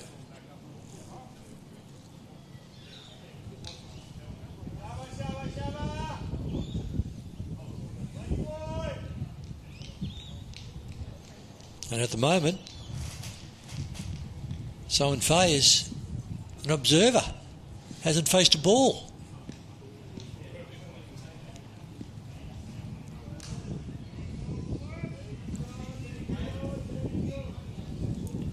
Good line by Durai. And the other game on Ian Pettigrew Oval, New Zealand are chasing 156. They're currently none for 53 or 5. Andrew Goldsmith brought into the T20 team on 45 of 20. Stand leg, that'll be a leg bye. Our umpires today, Darryl O'Sullivan and Peter Tate. That's umpire O'Sullivan at the northern end.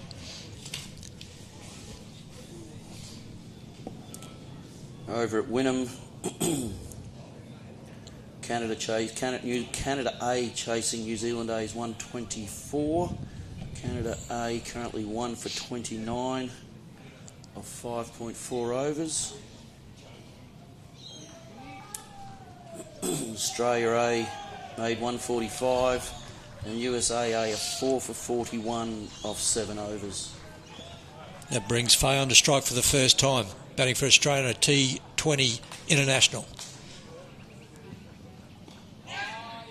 And he's off the mark straight away, just dab and run. And this bowler, for 2 I think it is, Muddy, he was actually in Pakistan as well. Had his family with him there, and with a 4-month-old bub. And here we are 18 months later, and she's up and running around. There you go. Brought the family out to Australia again, which is great. Fabulous.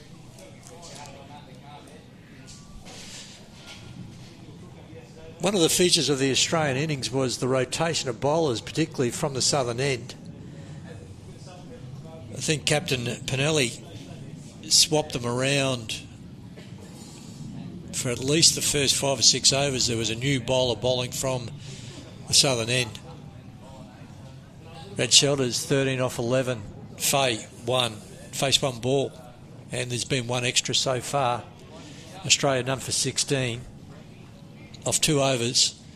Only need 5 runs and over about, just even less. So they're well on track.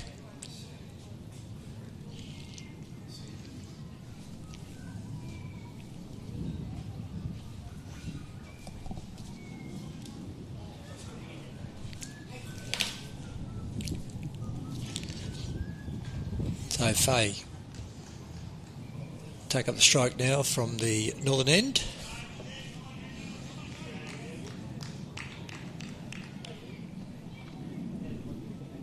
Sinner is the bowler. Number 6 off his first over.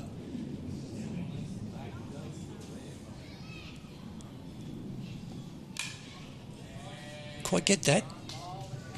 Just back at a square. Down to 007. I love 007. Rudolph Hines. Good on you, Rudolph.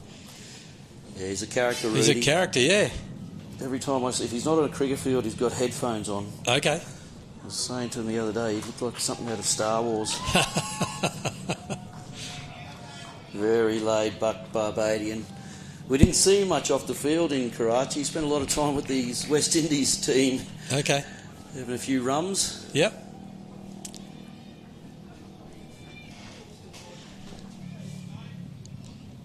Red Shelters on strike. See, Rudy will be keen to make the USA team for the 26th World Cup in Barbados. Play on home grounds. No, definitely. Calls San Francisco home at the moment.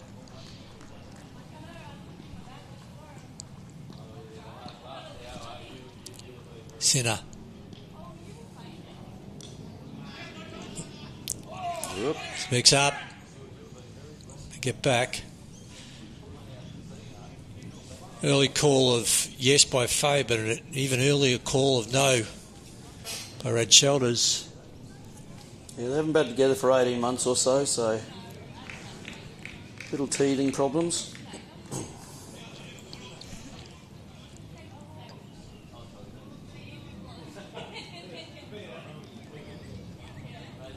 Feeling Red Shelters maybe fancies this matchup. Anything wide will go, anything up will go. Fields in.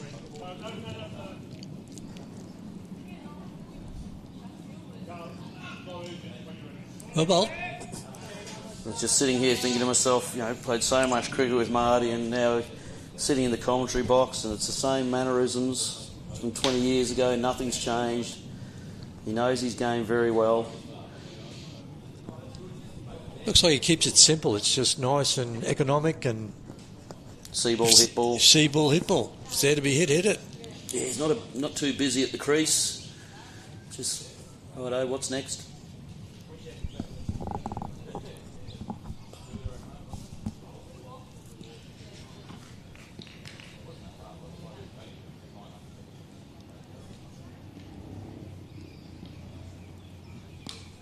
That's outside off. That's going to go all the way. They're all down for 4. Just a little bit too much width there by Sinner. Yeah, he's placed that beautifully, hasn't he? They've brought the deep third man round to more of a deep backward point, I suppose. And he's just placed that down to where the deep third man was for 4. Didn't give him any chance. Another version of the cut, that late cut. Once it gets away on this carpet of an outfield here at the Healy Oval, runs down for 4.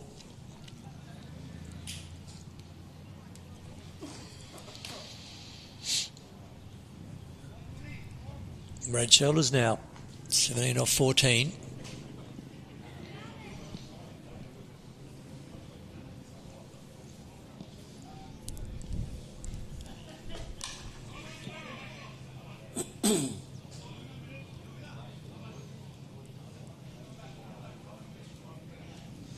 Everyone seemed to just come back into him a bit. So well bowled. It's a pretty decent facility here, isn't it, Yeah, it's Simon? lovely.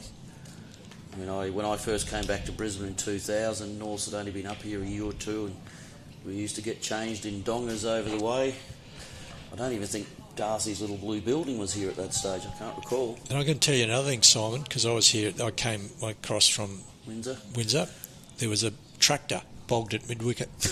Couldn't get it. That's honestly. Yeah, that's how bad it was. The tractor was bogged. Yep. Now look at it. It's like a billiard table. That's outside off, and he's dragged it onto the onside. A couple of bounces for 4. Lovely shot there by Red Shoulders. Yes, it's one thing you don't do is bowl short to Marty, and especially, he adapted his shot there because it was the slower ball. He just waited for it, and hit it out to the deep mid-wicket boundary. Australia now none for 25. Red Shoulders has had most of the strike, 21 off 16. Fay, just his 2 balls. We've got to run off each one of those. Sinner, no wicket for 15 off 2. He opened the bowling there from the southern end of the Healy Oval.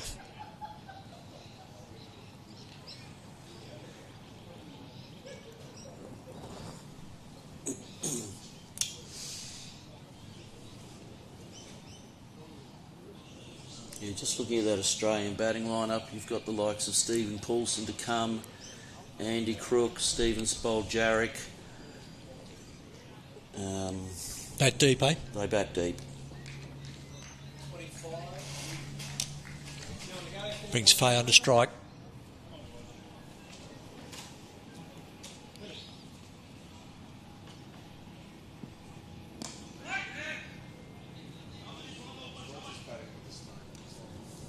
Another player with sort of minimal movement, Yep. nice and steady, strong base at the crease.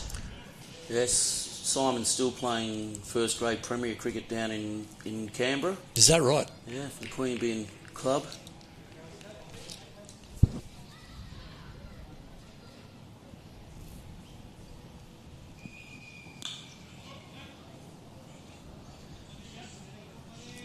Big imposing. Instead of bowling to him, you'd think, take a fair bit to get through this defence. Wait till Tiny Edwards goes out. Oh, okay.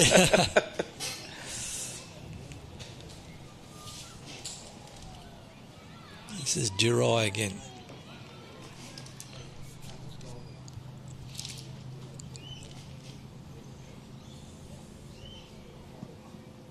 Down the ground, big hit.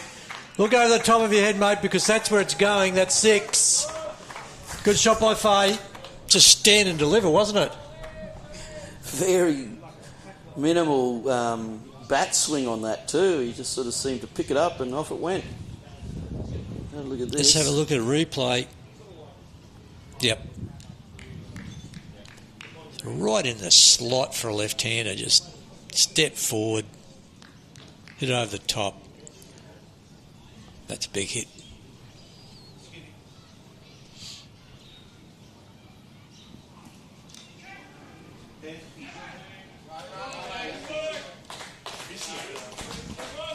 He's got a bit of Matthew Hayden about his size. Big boy, yeah. Hasn't he? Like, that's not dissimilar to Matthew Hayden, that being that big.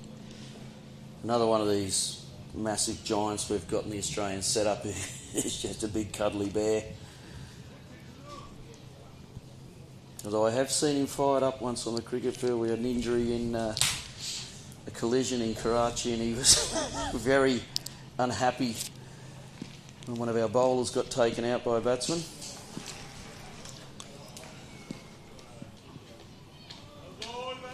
Dot ball. Yeah, good slower there, ball there from Muddy. He knows he's got to mix his pace up here, or the Aussie batsman will just sit and wait for the ball to be in the right slot. Australians are chasing down 94 for their win. It'll be a historical win because it's the inaugural T20 over 40s international. For Australia, yes. For Australia. Swing and a miss. Red shoulders outside off stump.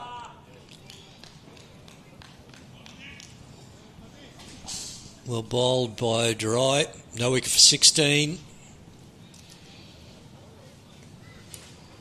Yeah, 7 off for that one with Simon Fay's big 6 over long on. He's now calling for the cap, I think, as we see a bit of spin come on. Simon, is there an official dinner and some protocols? We've had a welcome function on the night before first games, and then the first games were washed out. And then we've had we had our big championship dinner in a couple of nights ago after the one-day final. And then there'll be another function again at the end of the T20s. Nice one. And have some of these touring sides brought their families with them? A couple of them have, yep. A couple of them bought ones we didn't even know were coming, so that's been... Okay, yes, we right. managed to fix all that up. Yes. But, yeah, it's been great to have them all out here. You know, Canada brought an umpire as well, and he's been great value and doing a good job. He actually did the final the other night, the one-day final the other day here. Terrific. Nicole Butt coming into the attack. Dr. Nick. Doctor, is he? Yep. He also does a lot of commentary in the US. So he's left arm orthodox. He's a medical doctor, GP? I believe so. Okay, yeah. Yes, he is. Yeah, if anyone gets crook, it's good to have him part of the team. That's outside off stump. Behind square in the air for a little while. Didn't quite get that. Did Fate. Picks up a single. And we've got a physio on our team in Cos Beadle, and the New Zealanders have a doctor over here. So when Jamie Gerrity got cleaned up the other night, it was great to have a doctor on the field to set the protocols and whatnot. Absolutely. It'd be a bit scary actually seeing that, because we just don't see it on cricket fields. No. We don't see people get knocked out in football fields as much either. No, we did give the New Zealand bowler 8 weeks. Okay, fair enough, yeah. But yeah, it was a bit scary. Jamie's mum was here as well, so she was a bit shaken. Yep. No, for sure. But what the great thing was is how many times the opposition, all the teams inquired after him. Yeah. You know, it was great. Yep. Bowled him. Well flighted. Very minimal effort there with no effort ball, but that was enough for Red Shoulders, and that was out bowled. Yeah, Marty will be disappointed with that because he was definitely seeing the ball well, and that would have been right in his zone too, so they've done well to get him with that delivery. 21 off 18 for Red Shoulders. Let's take a look at the replay side on here, but we'll see which stump it took. It looks like a predominantly off stump. So this brings Steve Poulsen out to the wicket. He's a third of our batsmen who are in Karachi. So one thing I was saying the other day is it's been a great smattering of players who have been on all the tours so far, plus a few debutantes. So those guys who, some of the originals who went to New Zealand in 23, still in the mix, still playing great cricket for Australia over 40s. It's nice to see that blend. It looked like the replay there was just a line ball, good length, and did take off stump. So well bowled, but 1 for 1. The doctor.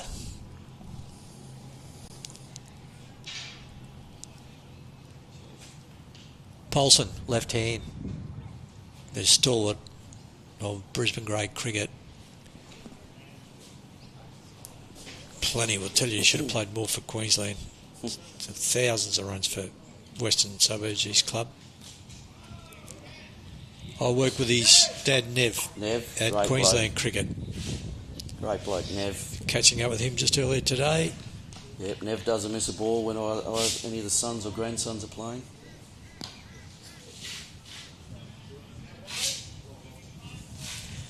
It's great to see the kids. I've just noticed there's one of Cozzy Beadle's kids, one of the Canadian families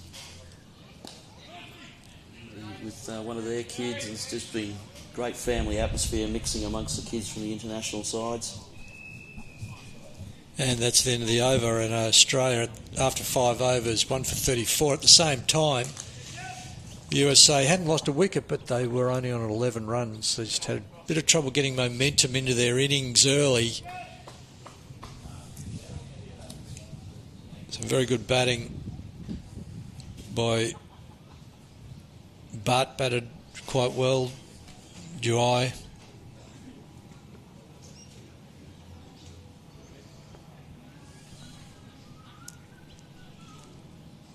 So the first batter out for Australia, Rad Shelters, 21 off 19.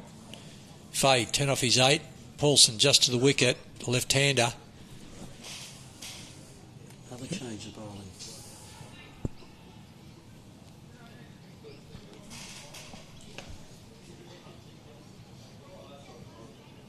Richer.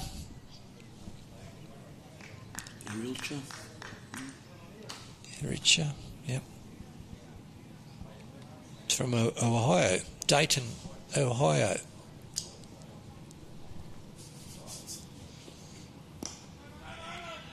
Right arm orthodox. He'll just take pace off, make the batter do all the work. I think this sort of bowling is going to be the template for a lot of teams that select their teams for Karachi. Obviously, it's suited for it over there. Big shout. He likes it. Certainly like Devon. It's gone up very strongly there. Let's see if we get a replay on that. Umpire O'Sullivan not moved.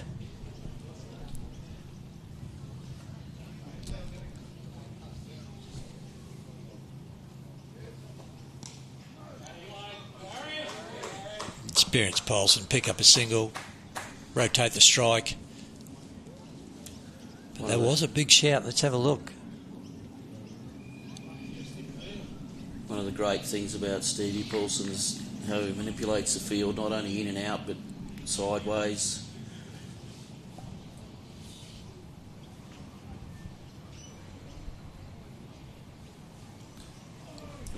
Inside edge, picks up a single, there's a mix-up! This could be out, that is out! Oh, there was a mix-up with the running between the wickets. They ran into each other, two Australian players.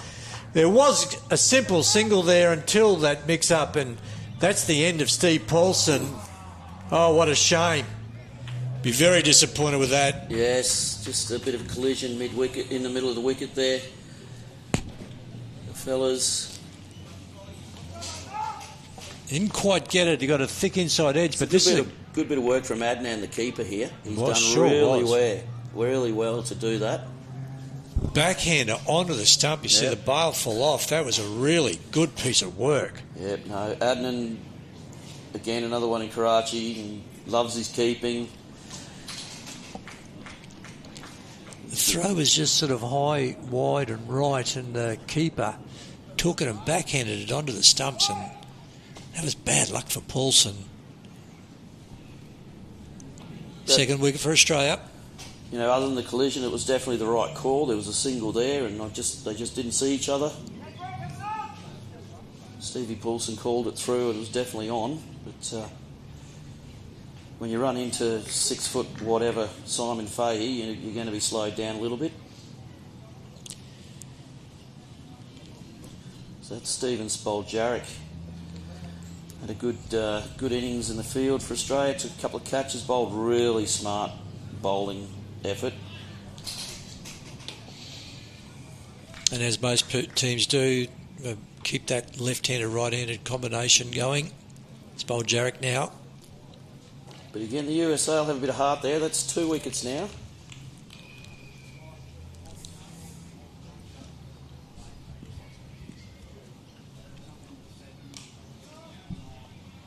From Victoria, Spoljaric, he's won a couple of, or one particular award, hasn't he? Big award, you said? The Jack Ryder Medal. Jack Ryder Medal, yep. And that's a good over. That's a good pressure over. Well done by Haracha. Devon Haracha from Ohio, Daytona, Ohio. Famous for potatoes, I think. Yep. Simon? You been to the US? No, I haven't, no? unfortunately. Okay. Yeah.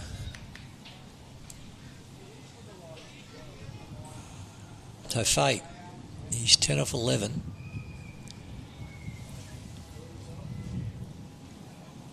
It looks like the good doctor's coming back on again. Butt, Nicole Butt.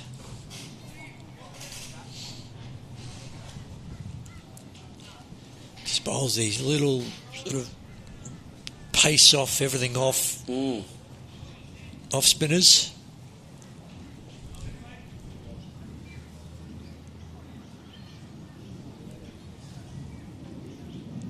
Left arm orthodox.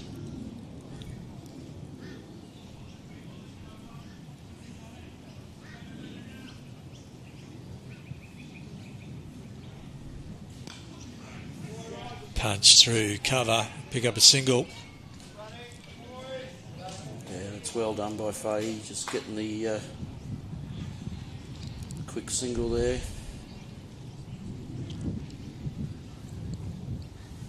Spoljaric to take strike from the northern end for the first time.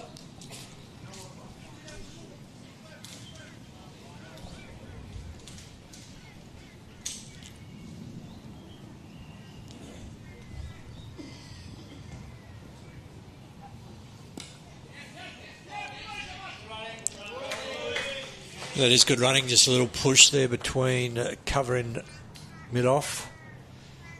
Yeah, well fielded there too by Vinny.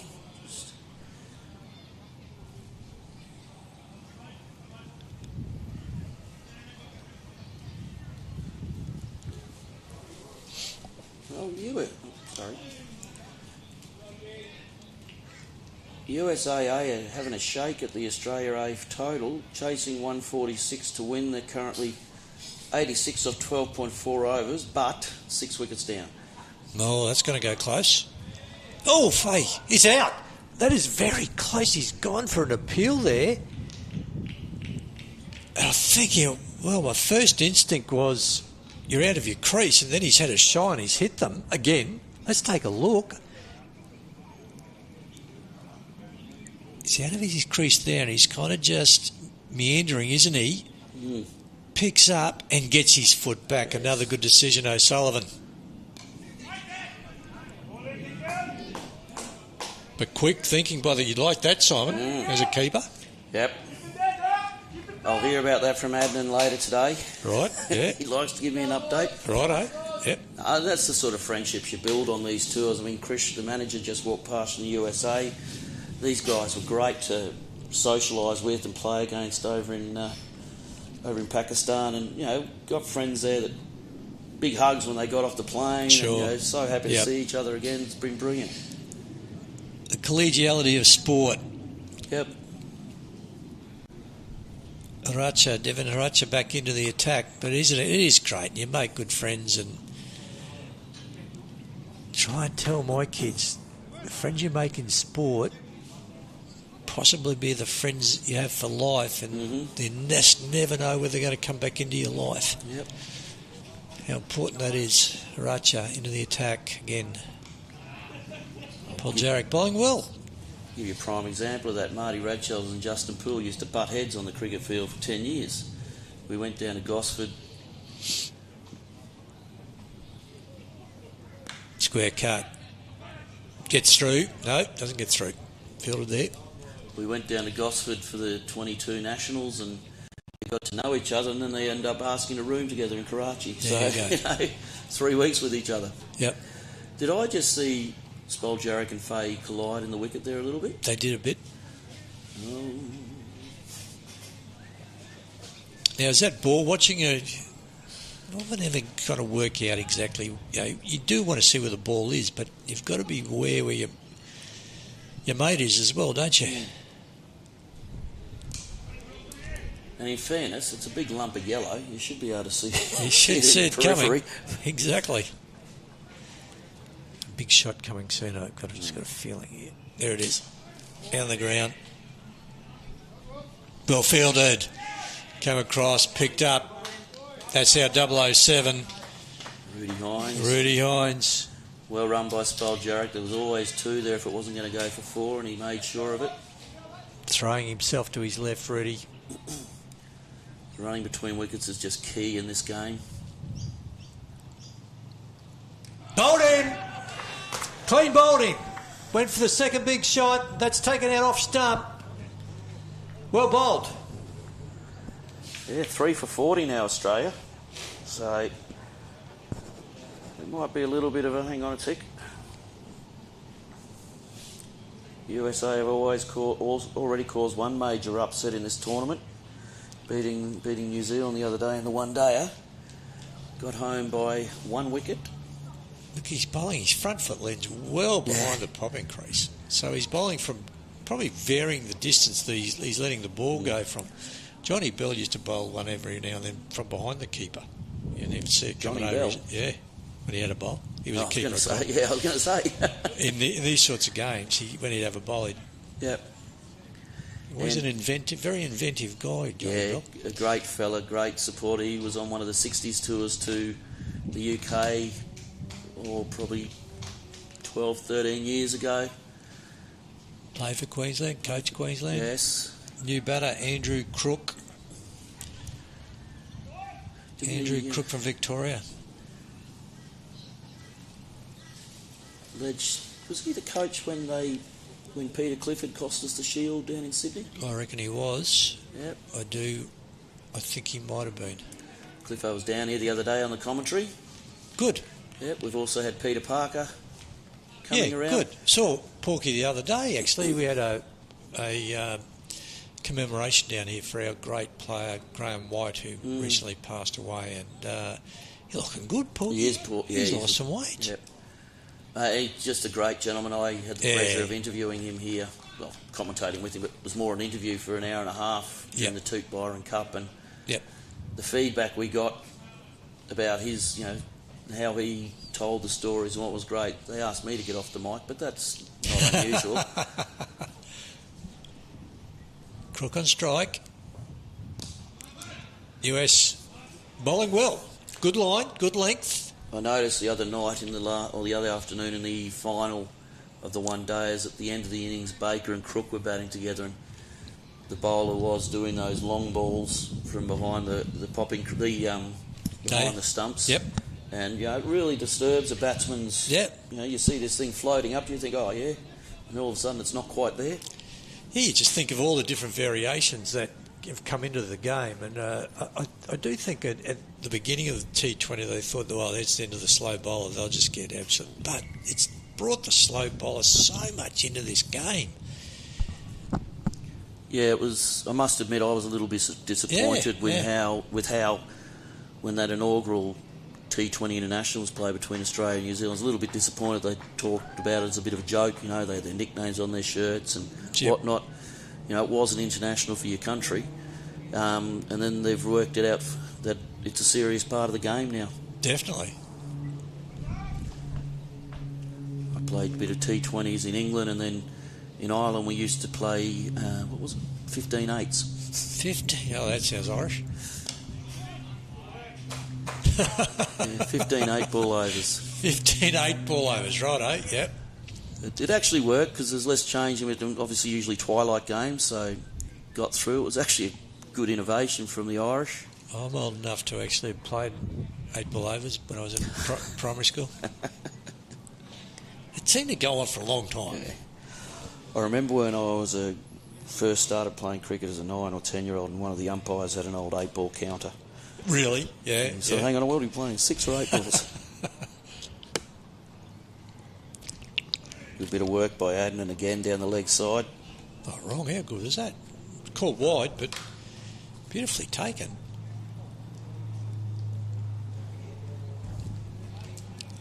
A little interesting phase of the game here. It's game on.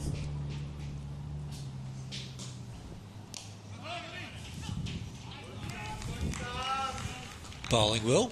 Another bit of good fielding by Vinny there in the covers. Yeah, being backed up in the field.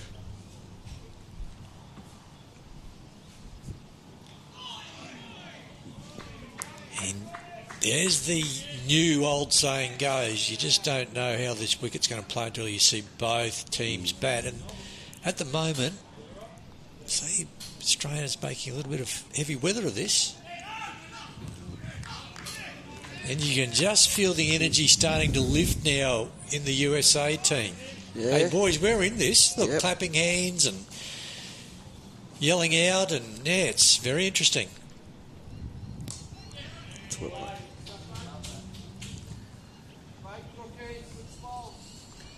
So 2 Victorians out there together. Obviously batted a fair bit together at the Nationals and probably played each other in grade cricket back in the day, or Premier cricket as it's now called.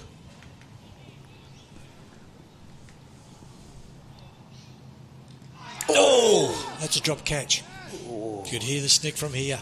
That sounded like a pretty thick edge. So It was, I'm pretty sure. they're, unfortunately for keepers up the stumps, if it's a thick edge, they either stick or they don't. Haven't got Yeah. any time to adjust. Yep. Oh well. I'm sure Well, there's when a Adnan little- tries to tell me how what he's done, I'll just ask him about that. Yeah. Now let's take a look. We'll see it side on. But there was a big sound. And, yeah, it's they, as you said, Simon, either they pouch and they sit there nicely for you or they don't. And as a keeper up the stumps, it's about making your hands as wide as you can, as big as you can, because, you know, even if you get a thumb on it, it might pop up. You might get a second chance. Yep. Have a look at this now. It's not going to show us this. Oh, mightn't have been as thick as we thought.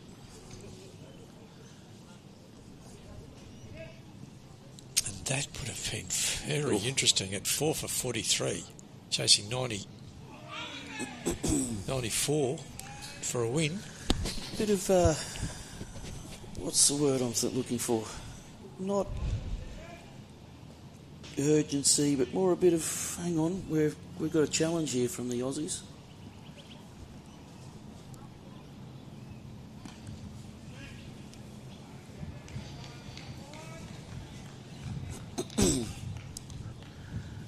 So we're in over 9. We've had 9.2 balls, 9 overs, 2 balls. Probably a wicket in hand of the situation that the Americans were at drinks. Would that be right? At one stage, the Americans were 5 for 60. It's a slog sweep down to mid-wicket. And that's gone for 4. That's got enough in it to go for 4, and that's a bit of a relief out there for the Australians. Yeah, they looked like they were looking for that boundary ball. And not sure if it was quite there, but Crook just made it happen, which is great. Found the gap between Guru and 007. Rudy. Got a feeling Rudy could become one of my favourite players of the tournament. I've just got a sense. I've got a feeling he's real character. I'll tell you another one you'll like the look of is Royston Crandon Oh, okay. from the Canadian team. Okay, yeah. From, I think it's Guyana. Okay. Did play a one-day international for Canada, West Indies. Right. Yeah, okay. Now, I'm just not sure about the tactics there, because what you don't want is... Now, the way that the Australians get out of this is they get singles and they move quickly. They start rotating strike. You don't want to give up just cheap singles if you don't have to. So, yeah, bring the bloke back in here short on the leg side. That's well Played. Clever. Didn't try to overhit. Picked up the ball early, used his feet, just glided it. Yep. Down to fine leg. Spolly giving the bowlers something to think there. So, righto, you want to dictate, I'll come down and try something. It's drinks. And that's drinks. So at drinks, at the same time, now, there's this for a comparison. The USA were 3 for 44. At the same time, Australia, 3 for 50. You have to call that game on. It's drinks. After 10 overs, we'll be back for the 11th.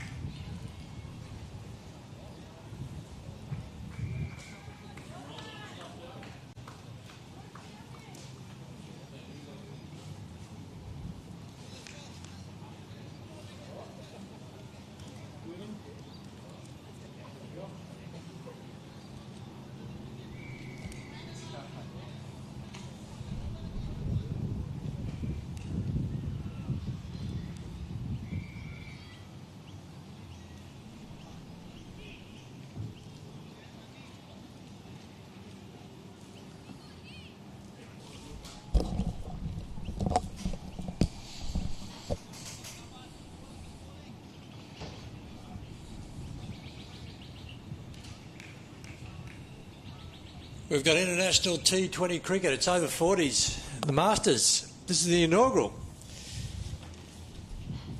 game for Australia in over 40s international cricket. They're playing the USA, and at the moment it's a very interesting set of circumstances we have here. We're halfway through the innings for the Australians, and they are 3 for 50. At the same time, the USA were 3 for 44, so not a lot of difference. The USA are bowling really well. They're being supported, their bowlers, by their field. And so at the moment, the spinners are bowling very, very nicely. Look at this Bart. He's gone out. He's out. That's a big wicket. He's gone forward. And he's been given out. The umpire took a while. He decided the height wasn't a problem. The line wasn't a problem. But by the look of the response by the batter, he feels that he's got some bat onto that. but he's got to go. That's the end of Crook, 6 from 12, and that's now brought a very interesting balance into this game. New batsman's going to be Edwards, Brenton Edwards, product of Townsville. And he comes in at a very interesting stage.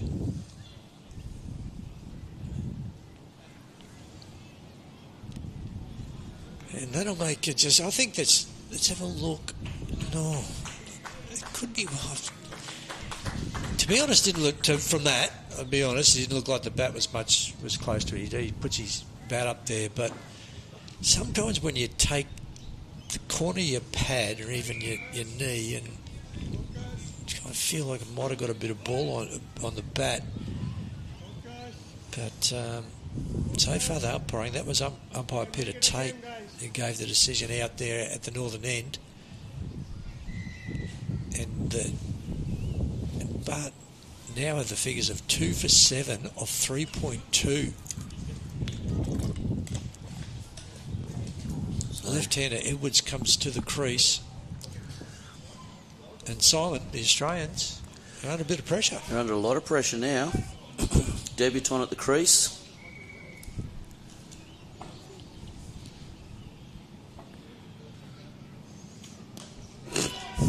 He's going over the top, and that's just cleared.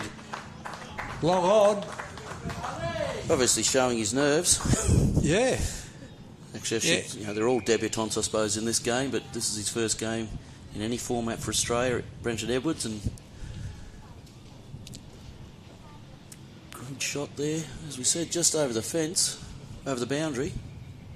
And that's one of those sort of risk and reward scenarios. You say, well, I'm going to take a risk and the reward's going to be 6, but that only just cleared long on down there, and not a time to lose another wicket. Let's have a look at, that's the wicket so far. That was end of Red Shoulders. Big hit over and the run out. Now this was a Paulson. This is a pivotal man. The back flick there by the keeper. And that was the run out of Paulson. It was a mix up and then it bowled. And that was Fay who opened the batting. And look, I must admit, I can't see the bat there. I may have misread what he thought, but it didn't hit him high on the pad. And so if the line was right, that's another good decision by Tate, the umpire. We're looking like we're having a bit of trouble finding the ball. Have you got any other updates there, Simon? Yes, I can give you some updates from Australia A versus Canada. Whoever they're playing. USAA. Still game on over there. USA are now within 33 runs. They've only got 4 wickets in hand still, but they've obviously put in a good partnership. 3 overs to go, so they'll need to go big. They need 11 and over.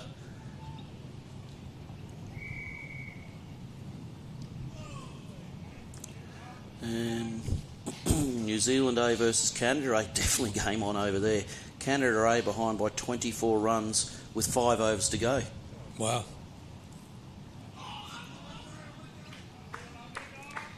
Is that a play to miss? Yes, it was. So Edwards opens his account with a 6 over long on just. And then what a good finish to that over. But 2 for 13 off his 4. So Australians be happy that he's now out of the attack, the good doctor. And on the game behind us, New Zealand need 34 runs.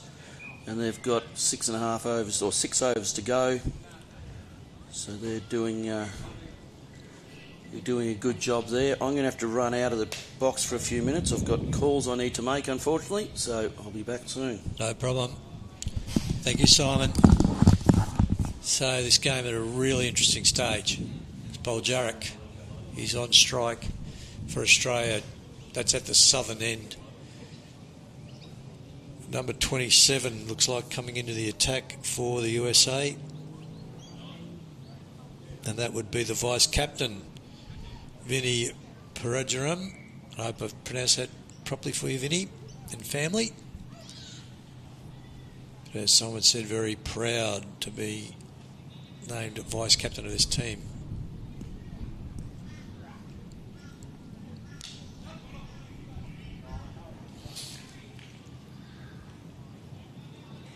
Good start. Got a big leap as he approaches the wicket. He leaps into his popping crease there. And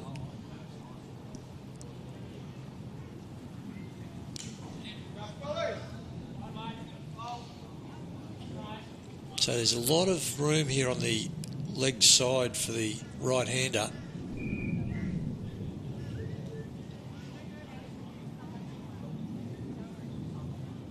That's no doubt what they're talking about.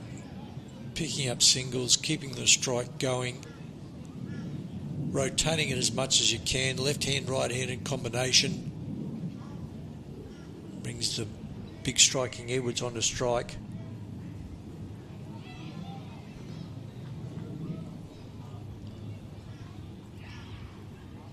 Australia 4 for 57.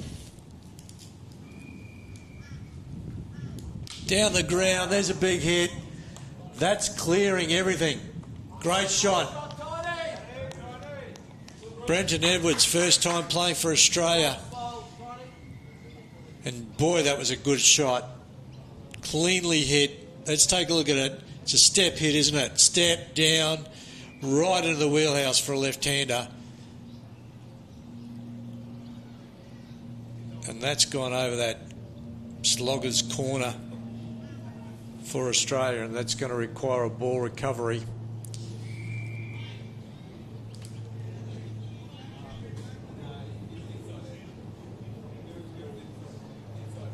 They're just little pressure releases, aren't they? That was cleanly hit.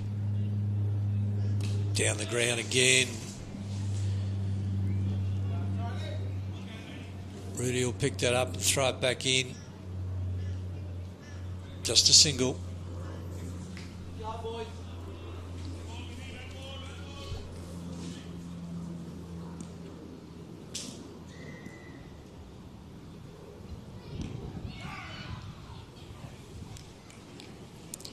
Just feel like Spajaric is just having a little bit of trouble picking up the pace of this wicket. Bowlers obviously varying their speed, varying their deliveries. Bowl really well, the USA.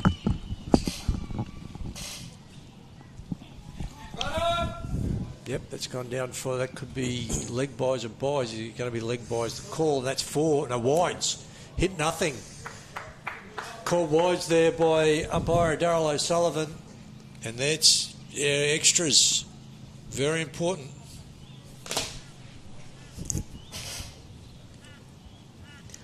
Yeah, handy there, 5 wides for Australia, and they'll get another ball for it.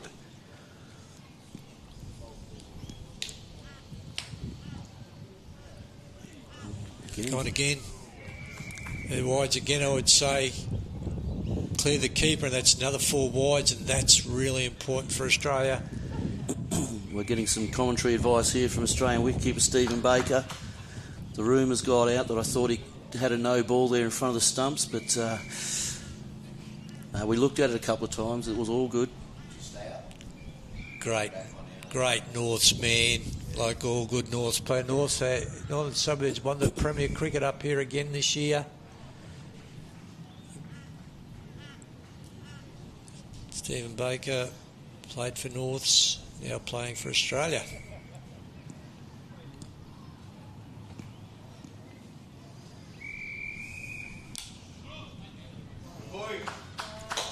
And you can just feel the pressure released now for Australia after that particular over.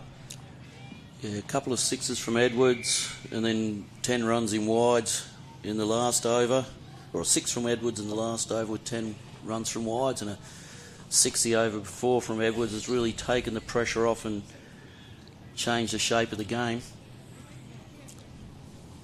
And I think there's a direct correlation between the number of extras given away by a team and the result.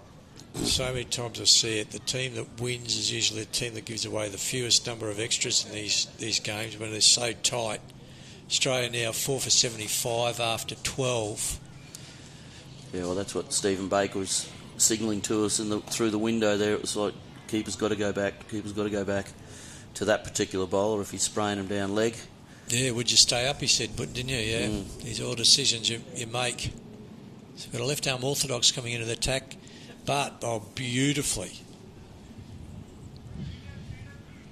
And now we're changing the bowling. I think is that number 3? Did I pick up? Yep, if it is, it's Casal, who batted beautifully too, Casal. Gee, he was hit them cleanly, didn't he?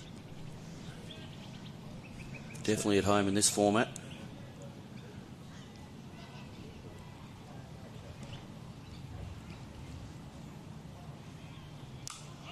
Another left-arm orthodox. Again, like I was saying, the spinners are going to play a massive part of the World Cup in Karachi, and the medium pacers can mix it up a bit. It's Sharma. It's number 5, I beg your pardon. I just saw it on the screen. Pick up 2. The sweeper come around, pick that up. So it's number 5. Speljarek there just waited beautifully for that shot.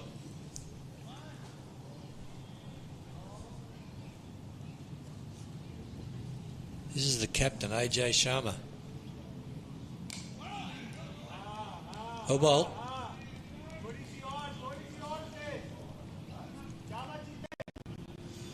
Bowled a lot of dot balls, which shows that they've been bowling well.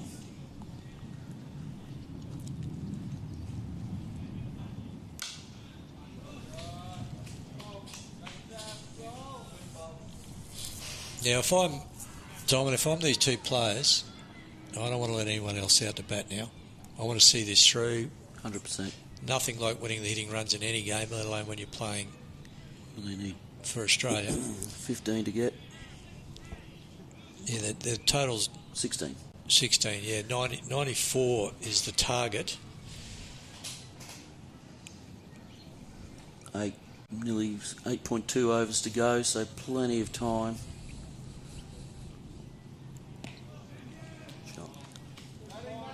And for a first start, well, for any start, Brenton Edwards, he's come out, he's basically took guard and hit first or second ball for 6. Now, if that goes down his throat and he's out, that's a totally different thing, isn't it? But exactly that's the risk and reward. Look what he's done now. He's batted beautifully since. He's nearly bowled that behind the stumps. Yes. That's just given the batter an extra view and an extra side, slightly short, outside off stump, square cut, 4 runs. Speljarek waited beautifully for that one. Yeah, it was Spolly. As you said, very long ball there, a 24-yarder.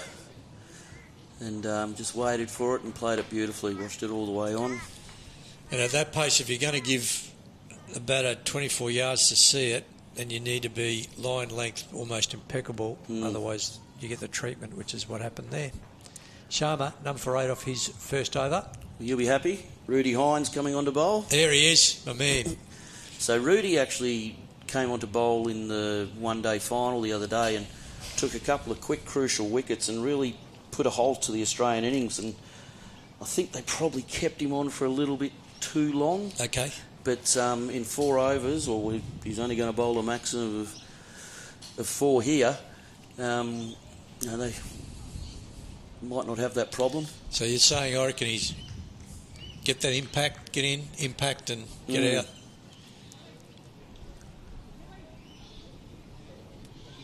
So that's the field, yeah.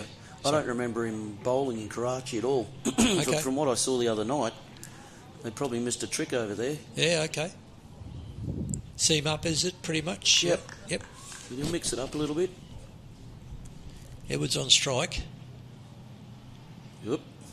Just checking out his run up there. Make sure it's right. Beautifully left by Edwards there. I can just see skipper, give me 007. Licence to thrill. That's it.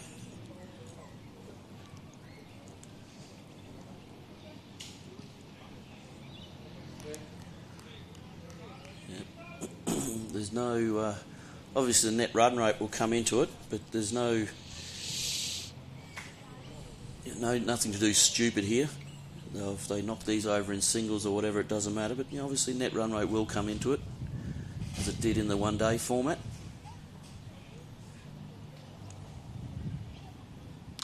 That's big, that's high, that's long, and that's 6. Straight over mid-wicket. Great shot. Just dragged low there, Joe, down by Rudy. And he got the full treatment. Jeez, he's that high. Oh, that's short. Very short, and it just sat up and said, hit me, didn't it? Which Edwards obliged. Not the biggest boundaries here. I mean, they're a good size, but this wicket is cut right in the middle of the block, which is great. Oh, no. Well, Hines having the impact they probably didn't want him to have at this stage. 7 runs off the over, 4 to go. Aussies will be happy if they can get it done this over. Well, what's 13.3 gone?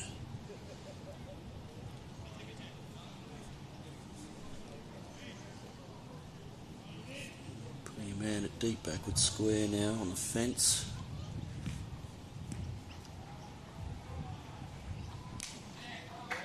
That's why I just think Paul Jarek, exactly. Davis going to come back, yeah. Good on you, Edwards. Brendan Edwards, well run. Great running from Brenton Edwards, and then cleans up the throw coming in. So yes, Paul Jarek just batted that back down to where a normal mid-on would be, and they ran a beautiful 2 there.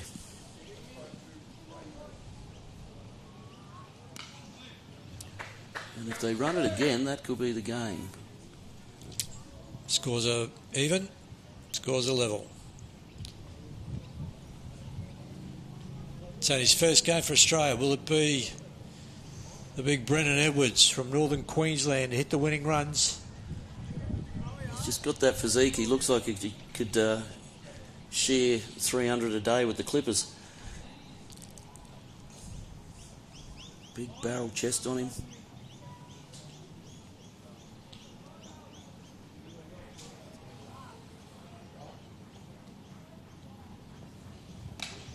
There it is.